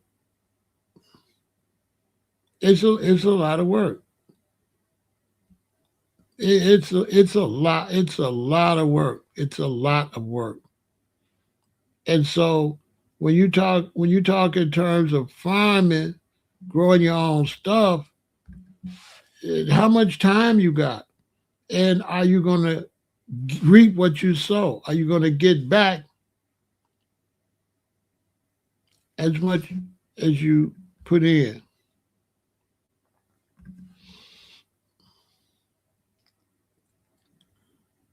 I think I think the best way to be to grow if you live in a regular black community like in Chicago with neighbors and all your neighbors y'all are good and stuff. I would think the best way to grow was get a community action group, a block group. And what you would do is you would grow in back of all of the old ladies' houses. So all of the retired people, you would make arrangements where stuff be grown behind their houses, and the neighbors will all go help everybody set everything up. Because then they'll be home, they home, so they can watch this stuff and they can get them something to do. So I think as far as the neighborhood, you got the old lady Mrs. Johnson and the older lady Mrs. Smith and the older lady Mrs. Stokes. You would go and fix up their backyard and you would put the neighborhood gardens in like 5 backyards, 6 backyards, 10 backyards. It's usually 40 houses. So out of those 40 houses, you're gonna be able to at least find 10 and grow behind those. And then split it up with the neighbors.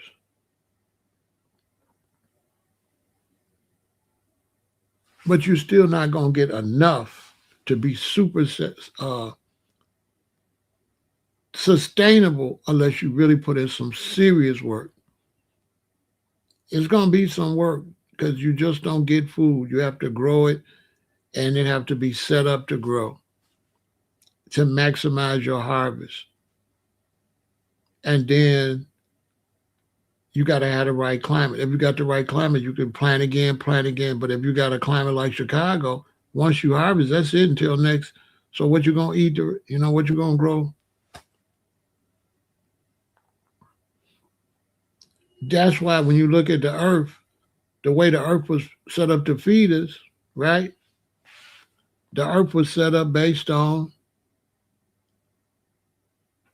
trees, fruit trees. Fruit trees is the only thing can feed you. Fruit trees is the only thing gonna drop enough. Apple trees, oranges, pears. That's the only thing gonna provide enough food for you that could be canned or jarred to feed you.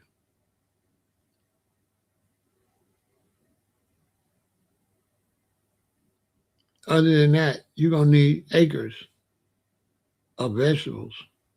And vegetables don't last, so you gotta figure out a way to kind of preserve them some kind of way. But it's way easier to preserve peaches, stuff like that. That's why certain foods called perishable.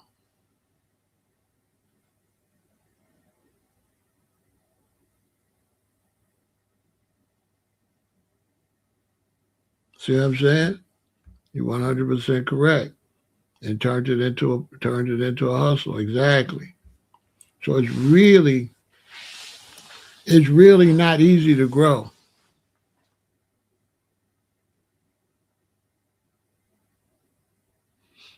Yeah, you should be able to do something very substantial though. You should be able to do something very, very substantial if you got 3 acres.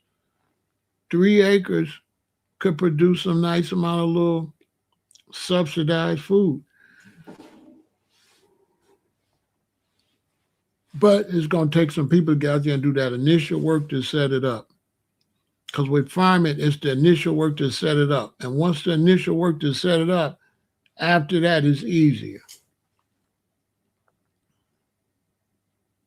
It's easier once you set it up. Once you got your dirt, once you got everything set up, all you do is just replant, replant, replant.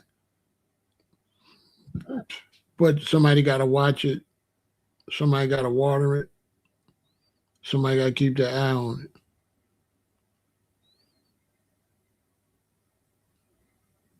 it. And it's still, you still roll the dice, because let's say all your vegetables and stuff is almost ready and it just starts raining and raining and raining and raining. If you don't find a way to cover it up, they're gonna get soaked. They ain't gonna be no good. Right, Papa Lion? Like, he got to protect them. If it start raining too much, when them tomatoes is almost going to be ripe, he got to protect them. He can't just let them get too wet. He wants it to rain while they're growing. But when it's time to harvest, hey, Papa Lion, you want it to rain while they babies. But when it's almost time to pick them, you don't want it to rain in, because the sun would make them, the sun and hot weather would make them ready to harvest. If it's wet and damp, oh my God. Like when you're growing ganja, you just hoping it don't rain when the buds is ready. Because the last thing you want is now the buds soak. Yeah, mold. Exactly. Exactly. Exactly. The same way you got different, when they need, it's a certain time they need nitrogen. It's a certain age they need potassium. It's a certain age they need phosphorus. They need the phosphorus at the end period. I mean, they need all three of them, but they need higher doses. That's why when you go to the plant store, you're going to say 10, 10, 10. Then you're going to say 30, 10, 10. Then you might see 30, 10, 30. Or you might see 10, 10, 30.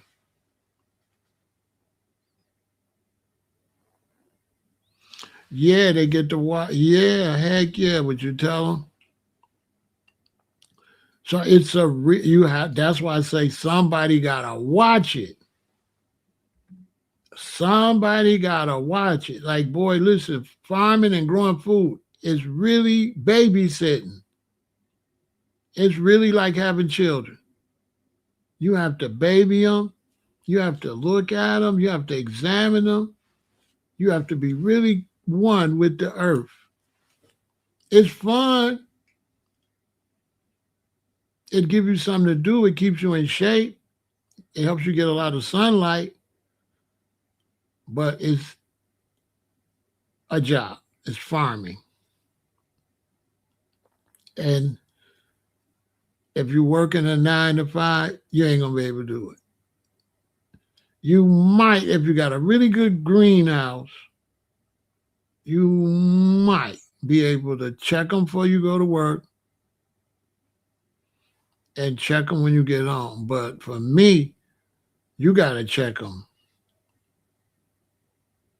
I have to get up in the morning. First off, you got to get up in the morning and water them. You have to water them unless it rains that night. Why? Because you can't let the sun get on them. Right? So you can't water them when the sun is up, because they're going to wilt. So you got to, when you see the break of dawn, that's why granddaddy and them go out to the farm, because you got to water them now. So now as the sun come up, they drying, and by the time the sun really get up, they dry. Now, in most cases, guess what? You got to water them at night too. After all that hot sun on them, they thirsty.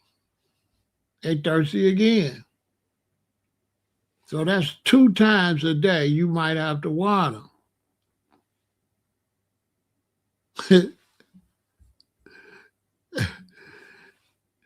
I spend at least 8 to 10 hours outside for 8 to 10 hours a day or all together? A day?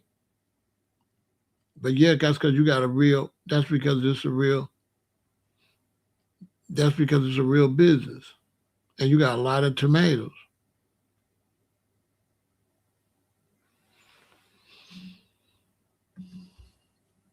It's crazy. And everything want them. Everything wants some. Everything wants them. When I say everything wants them, y'all would be surprised. Everything wants that food. Am I lying, pipeline? Everything wants the food. Everything. All kind of animals want to get in there. All kind of bugs. Like I said, I would get up in the morning, come to my greenhouse, and the grasshoppers would be on the outside of it, looking in, licking their lips. Listen, no grasshopper. Listen, there was no grasshoppers hopping behind my daddy house like that. I put that greenhouse out there and grew that food, and it was just grasshoppers everywhere. Where they come from? From all I don't know. The word out. I don't know. Maybe they smell it. I don't know. But it was just grasshoppers, a whole bunch of them that don't be back there. And they would all be looking in on the screen, looking in, trying to figure out how can we get in there. There's food in there. They can smell it. One thing, they can smell it. And they come from everybody's yard, everywhere, to where I was at.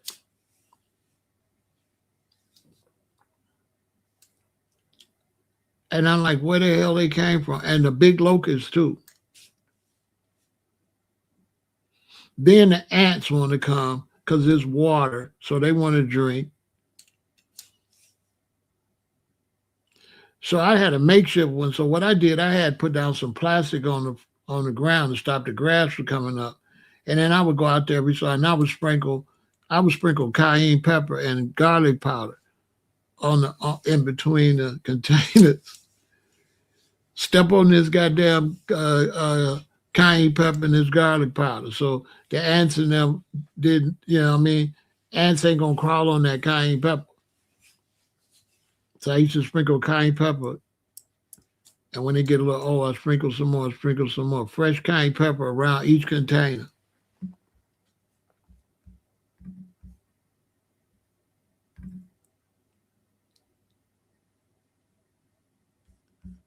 Watch, I'm going to show you again, and I'm going to stop as I go.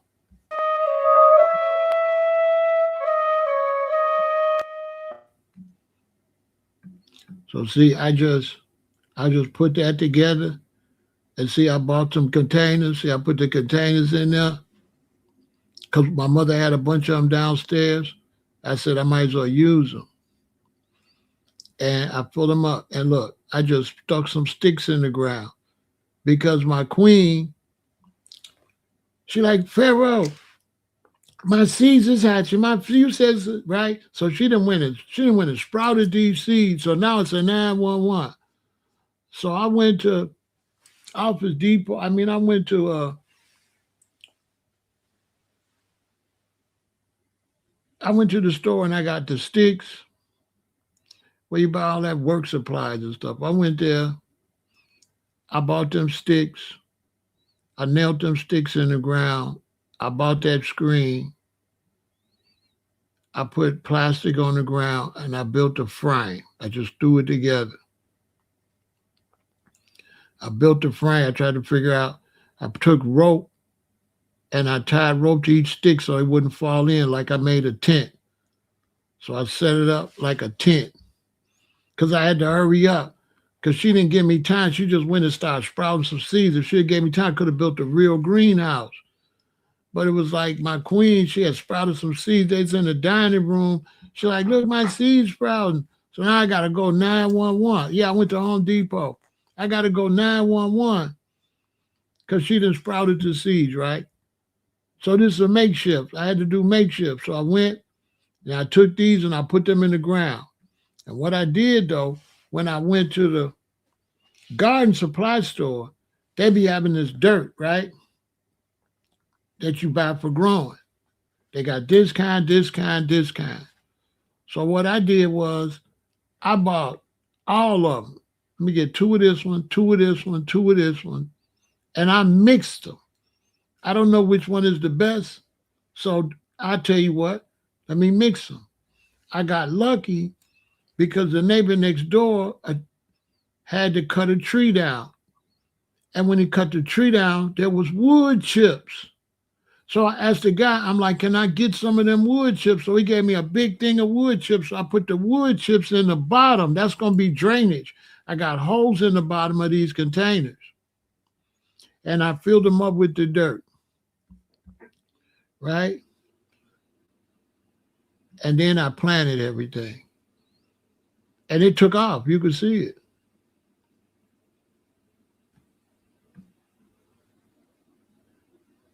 Look. I videoed it piece by piece. Look. It took off. This were my cucumbers. You see the sticks there? I put them sticks there so the cucumber vines could grow and hang over. I had a gang of cucumbers. See? This is a baby one just growing.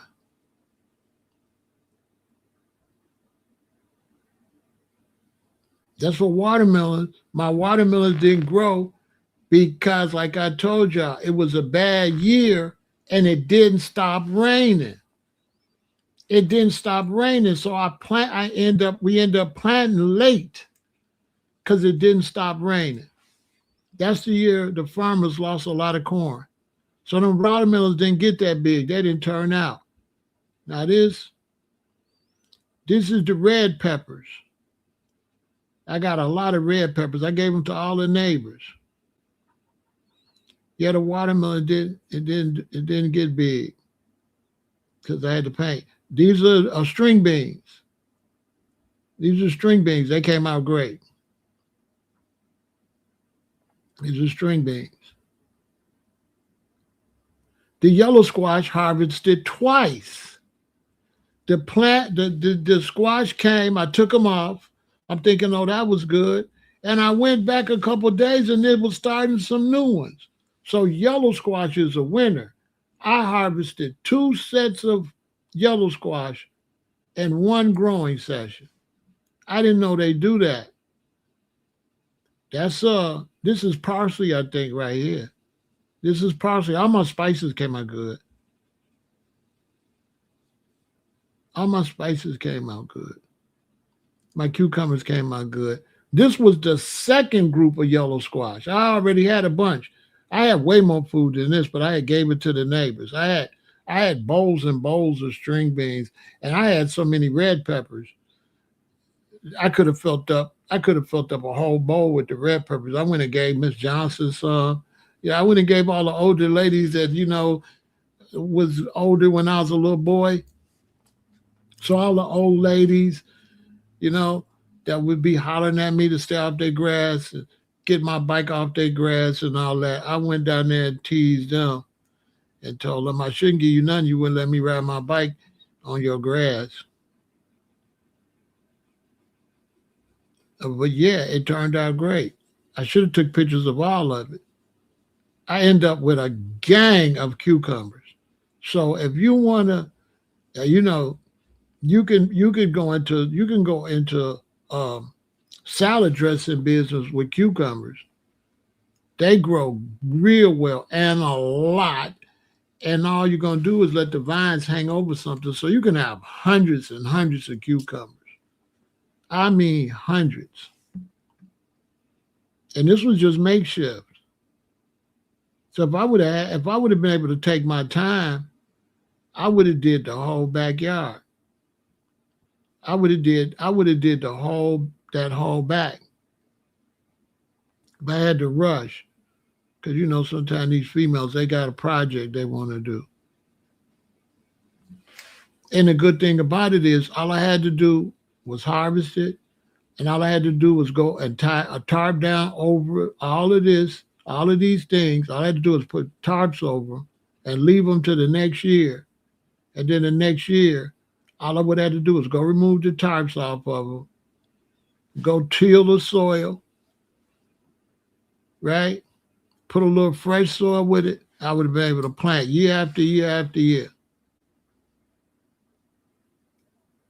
year after year after year. I would have left the plants in there. I would have took the food off of them and left them. And them plants would have came back that next year. After the winter, they would have turned right back green and made some more food. And I could have harvested off of that year after year after year after year. I could have harvested. And it was fresh. It was good. It filled up real quick. It looked like a jungle in there. Look at the difference from when I started it to how it ended. Look at this and look at that. Just like that.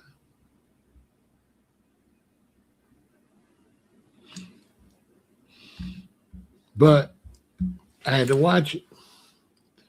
But if you set it up right and you got to, and then I was going to start a greenhouse business. Yes, because all the neighbors wanted me to build them one. They wanted me to build a real one that looks nice in their yard. They didn't want to buy the one in the store. So I really could have started a business on that, but I had too much going on, right? But yeah, I could have started a business because everybody like, build me one, because I had got it down, and the next one I was going to build was going to be fire. Because the next ones I was going to build, I was going to use real poles. I was going to really put it together like I was going to make a real nice one. And I was going to custom it for each neighbor so it looked right in their yard. It looked pretty. And it can make it through a storm, wind, anything. You ain't got to worry about it blowing down. And if something happened where it's too crazy, I was going to have it where they can just unclamp it and take it and put it in the garage. And then when the storm go away, they can clamp it right back together. That was a wide open business I could have started. All the old ladies, they got them red peppers and them cucumbers. They were so happy. You know what I mean?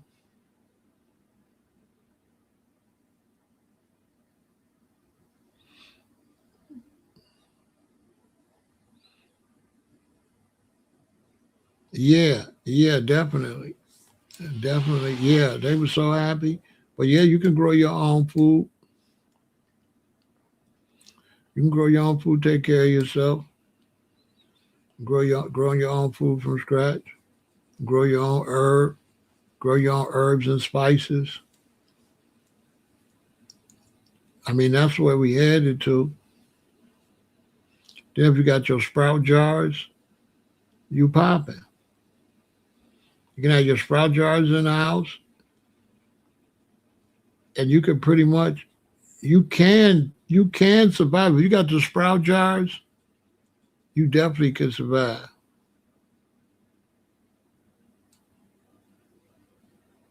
You definitely could grow enough food to survive. If you got a nice size yard, if you got, I never understood, why people got yards cutting grass. I don't know why y'all growing grass. You know what I'm saying? So if I would have kept a house, I was going to change the whole house. I was going to dig up the whole front. I was going to have them take the grass off the front yard. I wasn't going to have no grass in the front yard. I was going to have all herbs and spices grow in the front yard.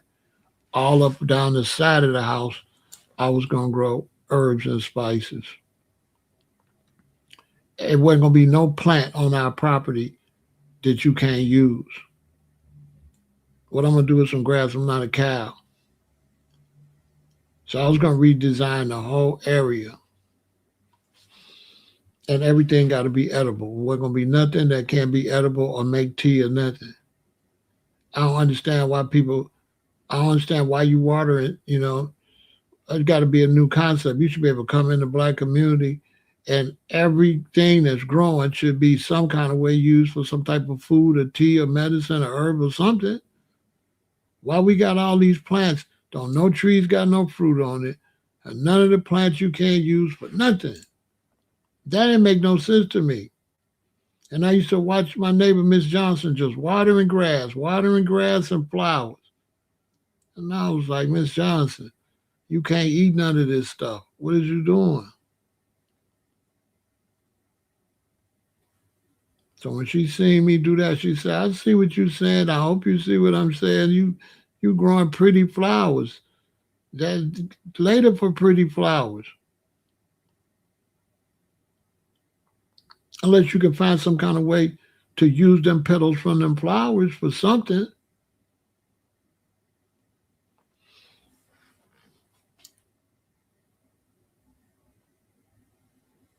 You know, you're a woman, you growing flowers. You don't like spiders, you should be growing lavender. Why you ain't growing lavender around the house? Won't be a spider nowhere. They won't even come over. They won't even come over where you live at.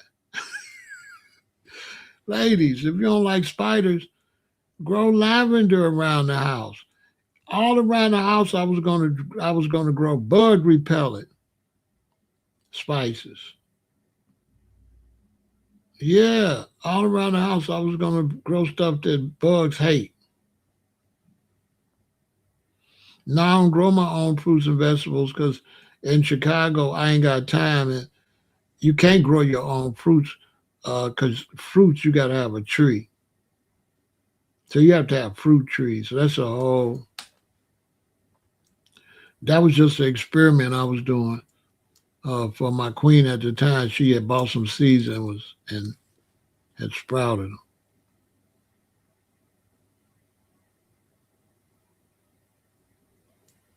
But yeah, you fruit now. You can't grow fruit. You have to have fruit trees. Yeah, you have to have fruit trees, and it take a little while for the trees.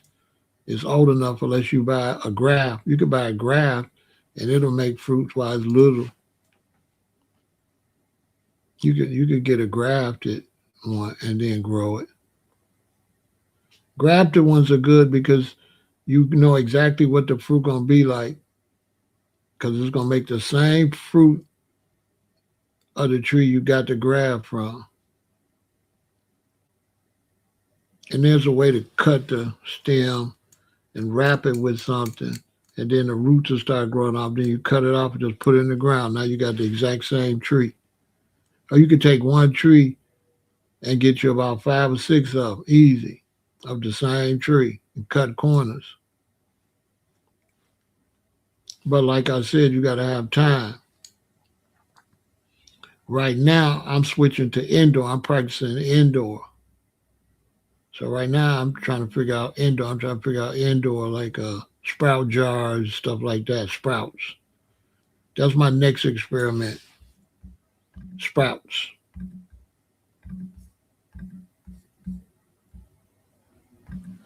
Sprouts is my next experiment.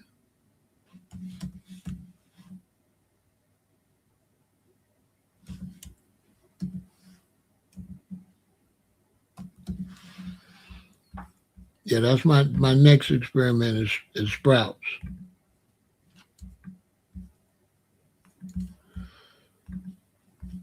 That's what's next.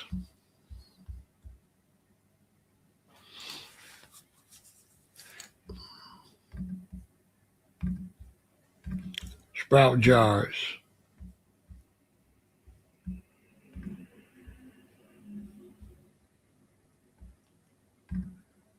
That's what's next for me. But I would advise everybody to really get into survival. I'm telling you, because this system, it ain't what you think it is. It's gonna collapse. It's gonna collapse. So that's what I'm gonna be working on. Sprouts. That's my next thing. I'm just trying to find me some sprout jars. I don't want no plastic on my sprout jars. You know, some of this stuff make me want to go into business because I'm like, okay, they don't got no non-toxic sprout jars. I guess I got to come out with them. So I guess I got to come out with my own.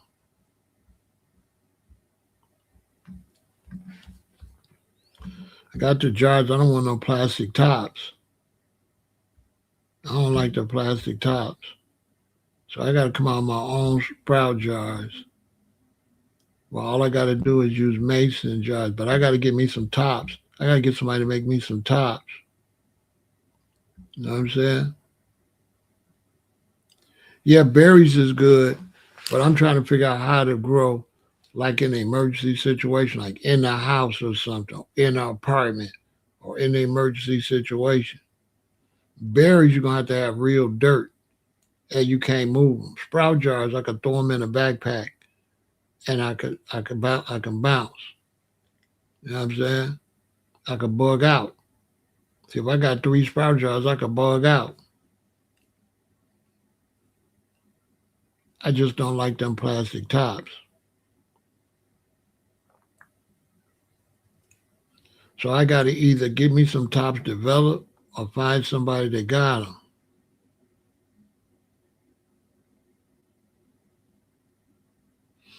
Oh yeah, pure bee honey is the thing. You know what I'm saying? Let me show you something else. Why you saying bee honey? Hold on. Hold on. Let me show you something else. Let's do this right quick. Make sure you support the channel.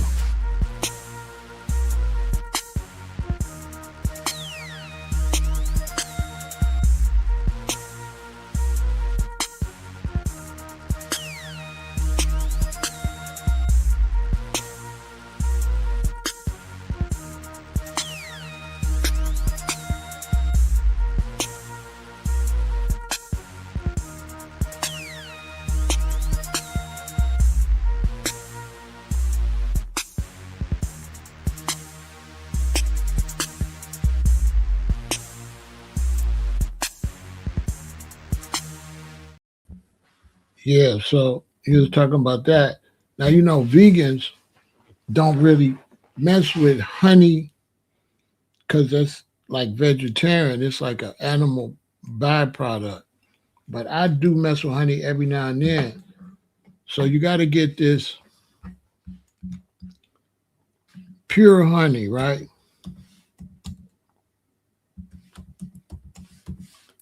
Right. So you got to get the pure honey. When I mean pure honey, I mean the white one, right? I mean the white one, the raw, unfiltered, right?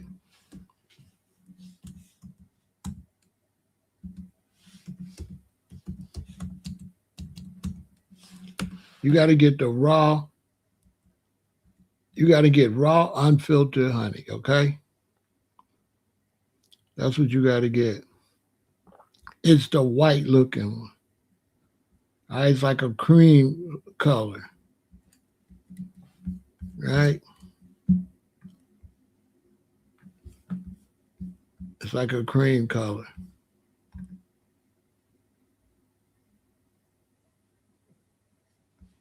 Like this. Nobody gonna show you this. So you gotta get the raw, unfiltered honey like this. This one on the right. Down at the bottom, you see the one next to it is like that too, right? So you want to get some raw honey, raw unfiltered honey. And you want to get some bee pollen, okay?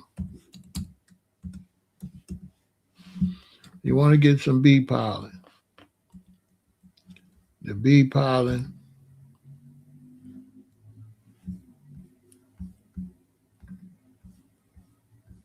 it look like this. You can get the bee pollen. You can get any brand you want to get, but you want to get some bee pollen, right? This the bee pollen, okay? So you want to get some raw unfiltered honey, and you want to get some bee pollen, right? Now what you're gonna do is you're gonna put the honey, the raw unfiltered honey, into a mason jar. Then you're going to pour the bee pollen in there. You use whatever discretion. I use the whole thing, and I use the whole thing of bee. Then what you do, you put it on the counter. And what you do is you turn it over. Every 24 hours, you turn it over. Turn it over. Every 24 hours until you don't see no more bee pollen, until the bee pollen and the honey merge together. It's going to look like this. It's going to look like this, right? Now, this is what you call bee bread, right? This is what you call bee bread. Hold on. Let me get it open because it done got sticky. Okay, let me go run some water on it to get it open because I'm going to show it to you. It's sticky. Hold on. Let me run some water on it.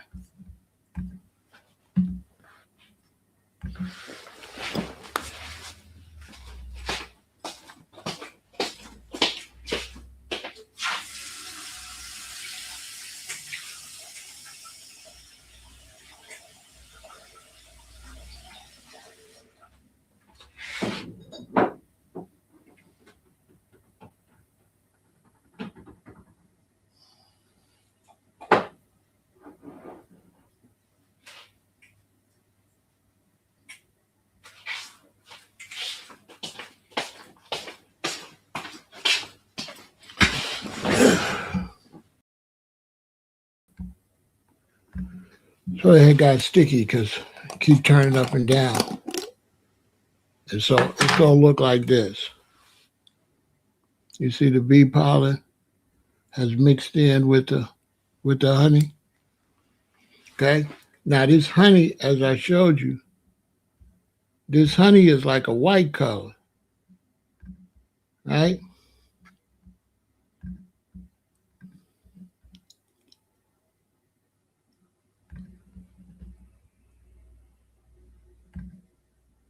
Hold on. This honey is like a white color.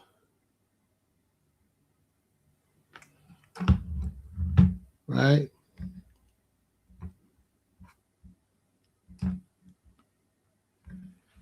And what you're gonna do is you're gonna mix it. You're gonna put it in there and you're gonna mix it.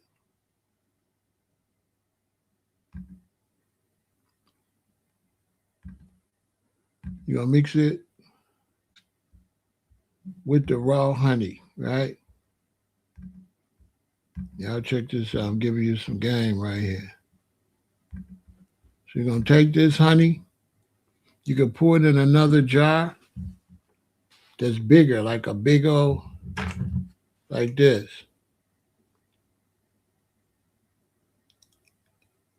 And then you're gonna put the bee pollen in it. So then you're gonna put the bee pollen in here and you're gonna turn it over. You're gonna keep turning it over, keep turning it over. You're gonna keep turning it over. There go the bee pollen. Buy any brand you like. You're gonna keep turning it over, turning it over, turning it over until it turns like this. Until it's gonna take a few days. You know what I mean? Might take 7 days, might take 10 days until it dissolves. So now outside it look like this.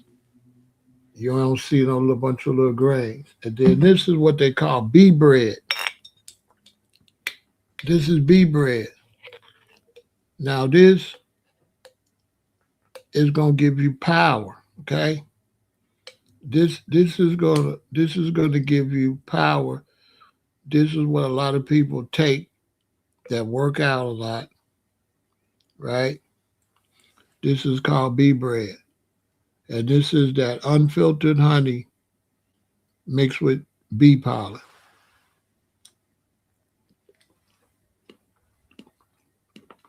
Right? And you're going to take this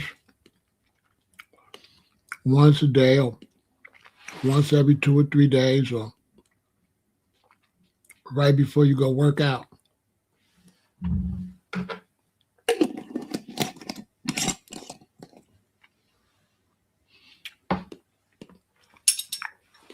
I got a lot here, so it lasts a long time.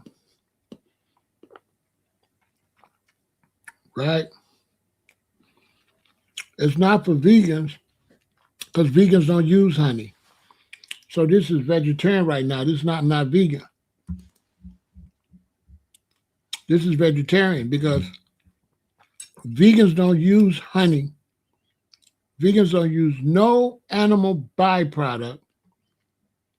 And bee pollen is an animal byproduct. And unfiltered honey is an animal byproduct. So this is not vegan. Right? I'm going to show you again. You get some raw, unfiltered honey. It's the white looking one. It's going to say raw, unfiltered. Right? It's going to say raw, unfiltered honey. Right? And you're going to get some bee pollen. Right? You're going to get some bee pollen.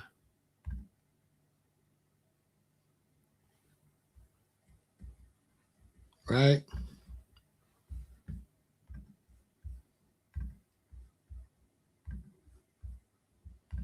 This is the bee pollen. Get any brand you want.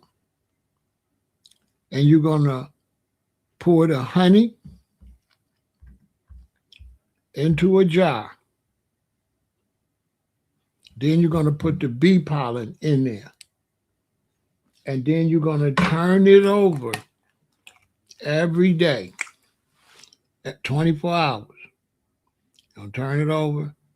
It's going to all go to the other side. You're going to turn it over. It's all going to go to the other side. And you keep doing that until it all mixes in like this, till you can't see no pollen when you look on the side.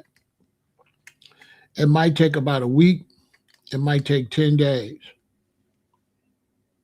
And this is what you call bee bread. This is not vegan. This is vegetarian. It's not vegan. This is vegetarian because this is an animal byproduct. Okay? And this is like strength. This is extra strength. Okay? This is what a lot of fitness gurus and stuff, this is what they don't tell you. This is what they be making. It look like that. Sometimes I mix it in my protein shake. It's not vegan. It's vegetarian. It's called bee bread. Okay?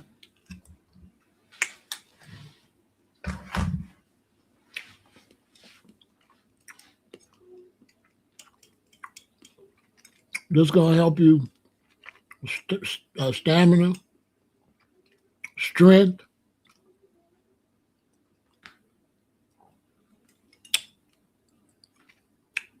anything takes some strength. You can eat. You're just going to take a spoon and eat it. You know what I'm saying? Every now and then. Every now and then you take a spoon. It don't have to be a whole spoon. It could be a little bit, how much you want. You know, it could be a spoon like this and you just get a big scoop of it and eat it. One scoop. You know what I'm saying? One scoop.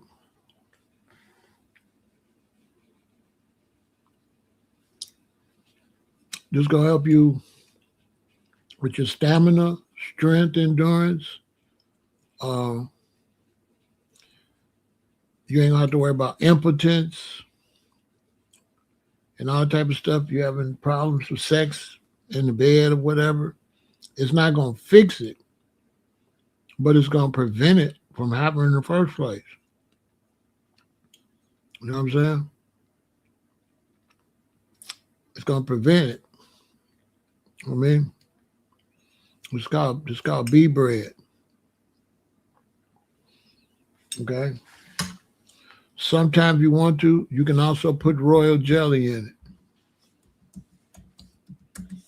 I haven't, I put the royal jelly in there yet. The next one I make, I'm gonna add royal jelly. Right? Yeah, the next one I make, I'm gonna add royal jelly. Now it's expensive, but it's medicine, so it's gonna last you a long time.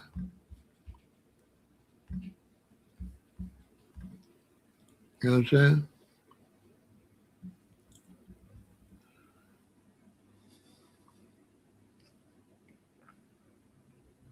Then this is the royal jelly. The next one I make, I'm gonna put the royal jelly in there.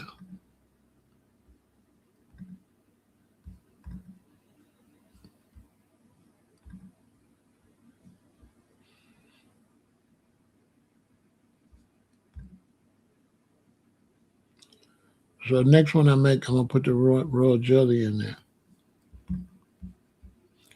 It's just a little word to the men, showing you something nobody ain't gonna show you. Nobody gonna show you that. You know what I mean? Nobody gonna show you that. But you take that after your workout, before your workout, or I would say this is not a sweetener. This is not a sweetener. So it's not a sweetener. Yeah, I know there's the guave and all that. Now this is not a sweetener. This is a male male booster. This is a testosterone booster. Yeah, this is not for the purpose of being sweet. This is strictly for the raw honey and the bee pollen. Yeah, this is strictly for the raw honey and the bee pollen.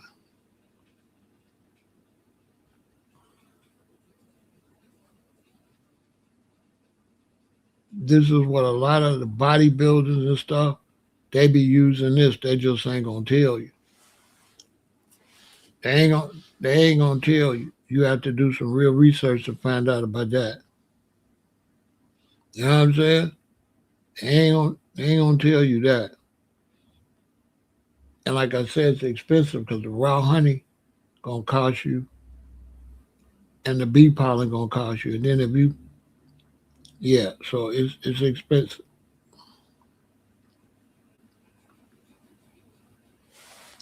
It's expensive.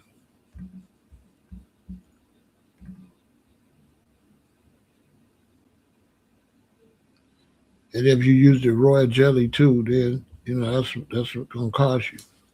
But you can get two big old jars out of them three.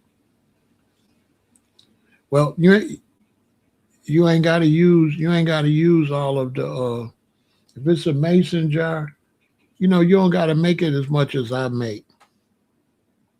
I use a mason jar, so I put all the honey in there and I put a whole thing of bee pollen. And then I'm probably gonna put like a quarter of royal jelly in mine next time. So that's a lot of money it costs for that. But then you gotta understand this is like high tech type substance. So you're only taking a little spoonful at a time. You know what I'm saying? You're giving your body something that, most people ain't gonna know about that. Yeah, it kind of like a honey pack, kind of. But the honey pack got all kind of other stuff in it and all of that, and they doing all, and then that ain't raw unfiltered honey either. And they got all kind of substances in those. Those could mess you up. Yeah, the honey pack could mess you up. But the honey pack is just used. They just use that for sex. This is for working out. So this for working out. This ain't for sex. But anything that increase your workout and your stamina is still gonna be good for sex too. But that ain't what it's for.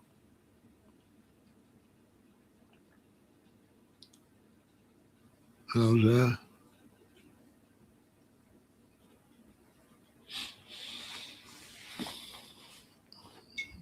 Instead of the honey pack, you could be doing this. Instead of the honey pack, you could be doing the beet powder. Because you could be doing the beet powder because that's just a matter of circulation. Yeah, that's circulation. That's a whole nother thing.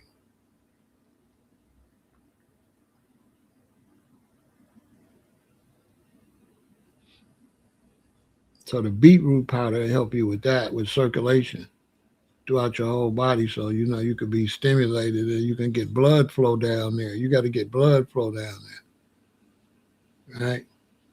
So you want to get blood flow down there. You're gonna have to eat watermelon. When you eat the watermelon, make sure you get the white part in the rind too, and blend all that up.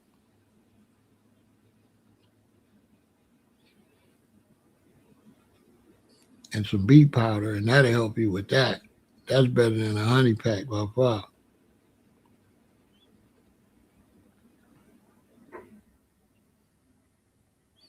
The honey packs were dangerous because it's like bootleg providers, and stuff like that. You know what I mean?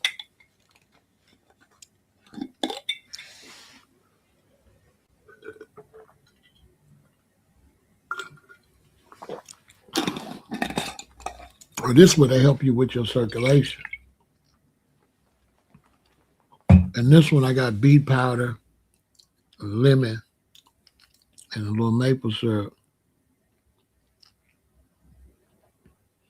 But this for working out. That's for working out what I just showed y'all. That's for working out, and not for sex.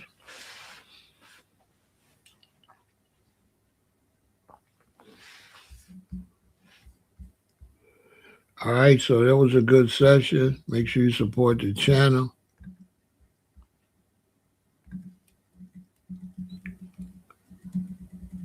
And stay positive all the time. Like I said, support the channel. Victory.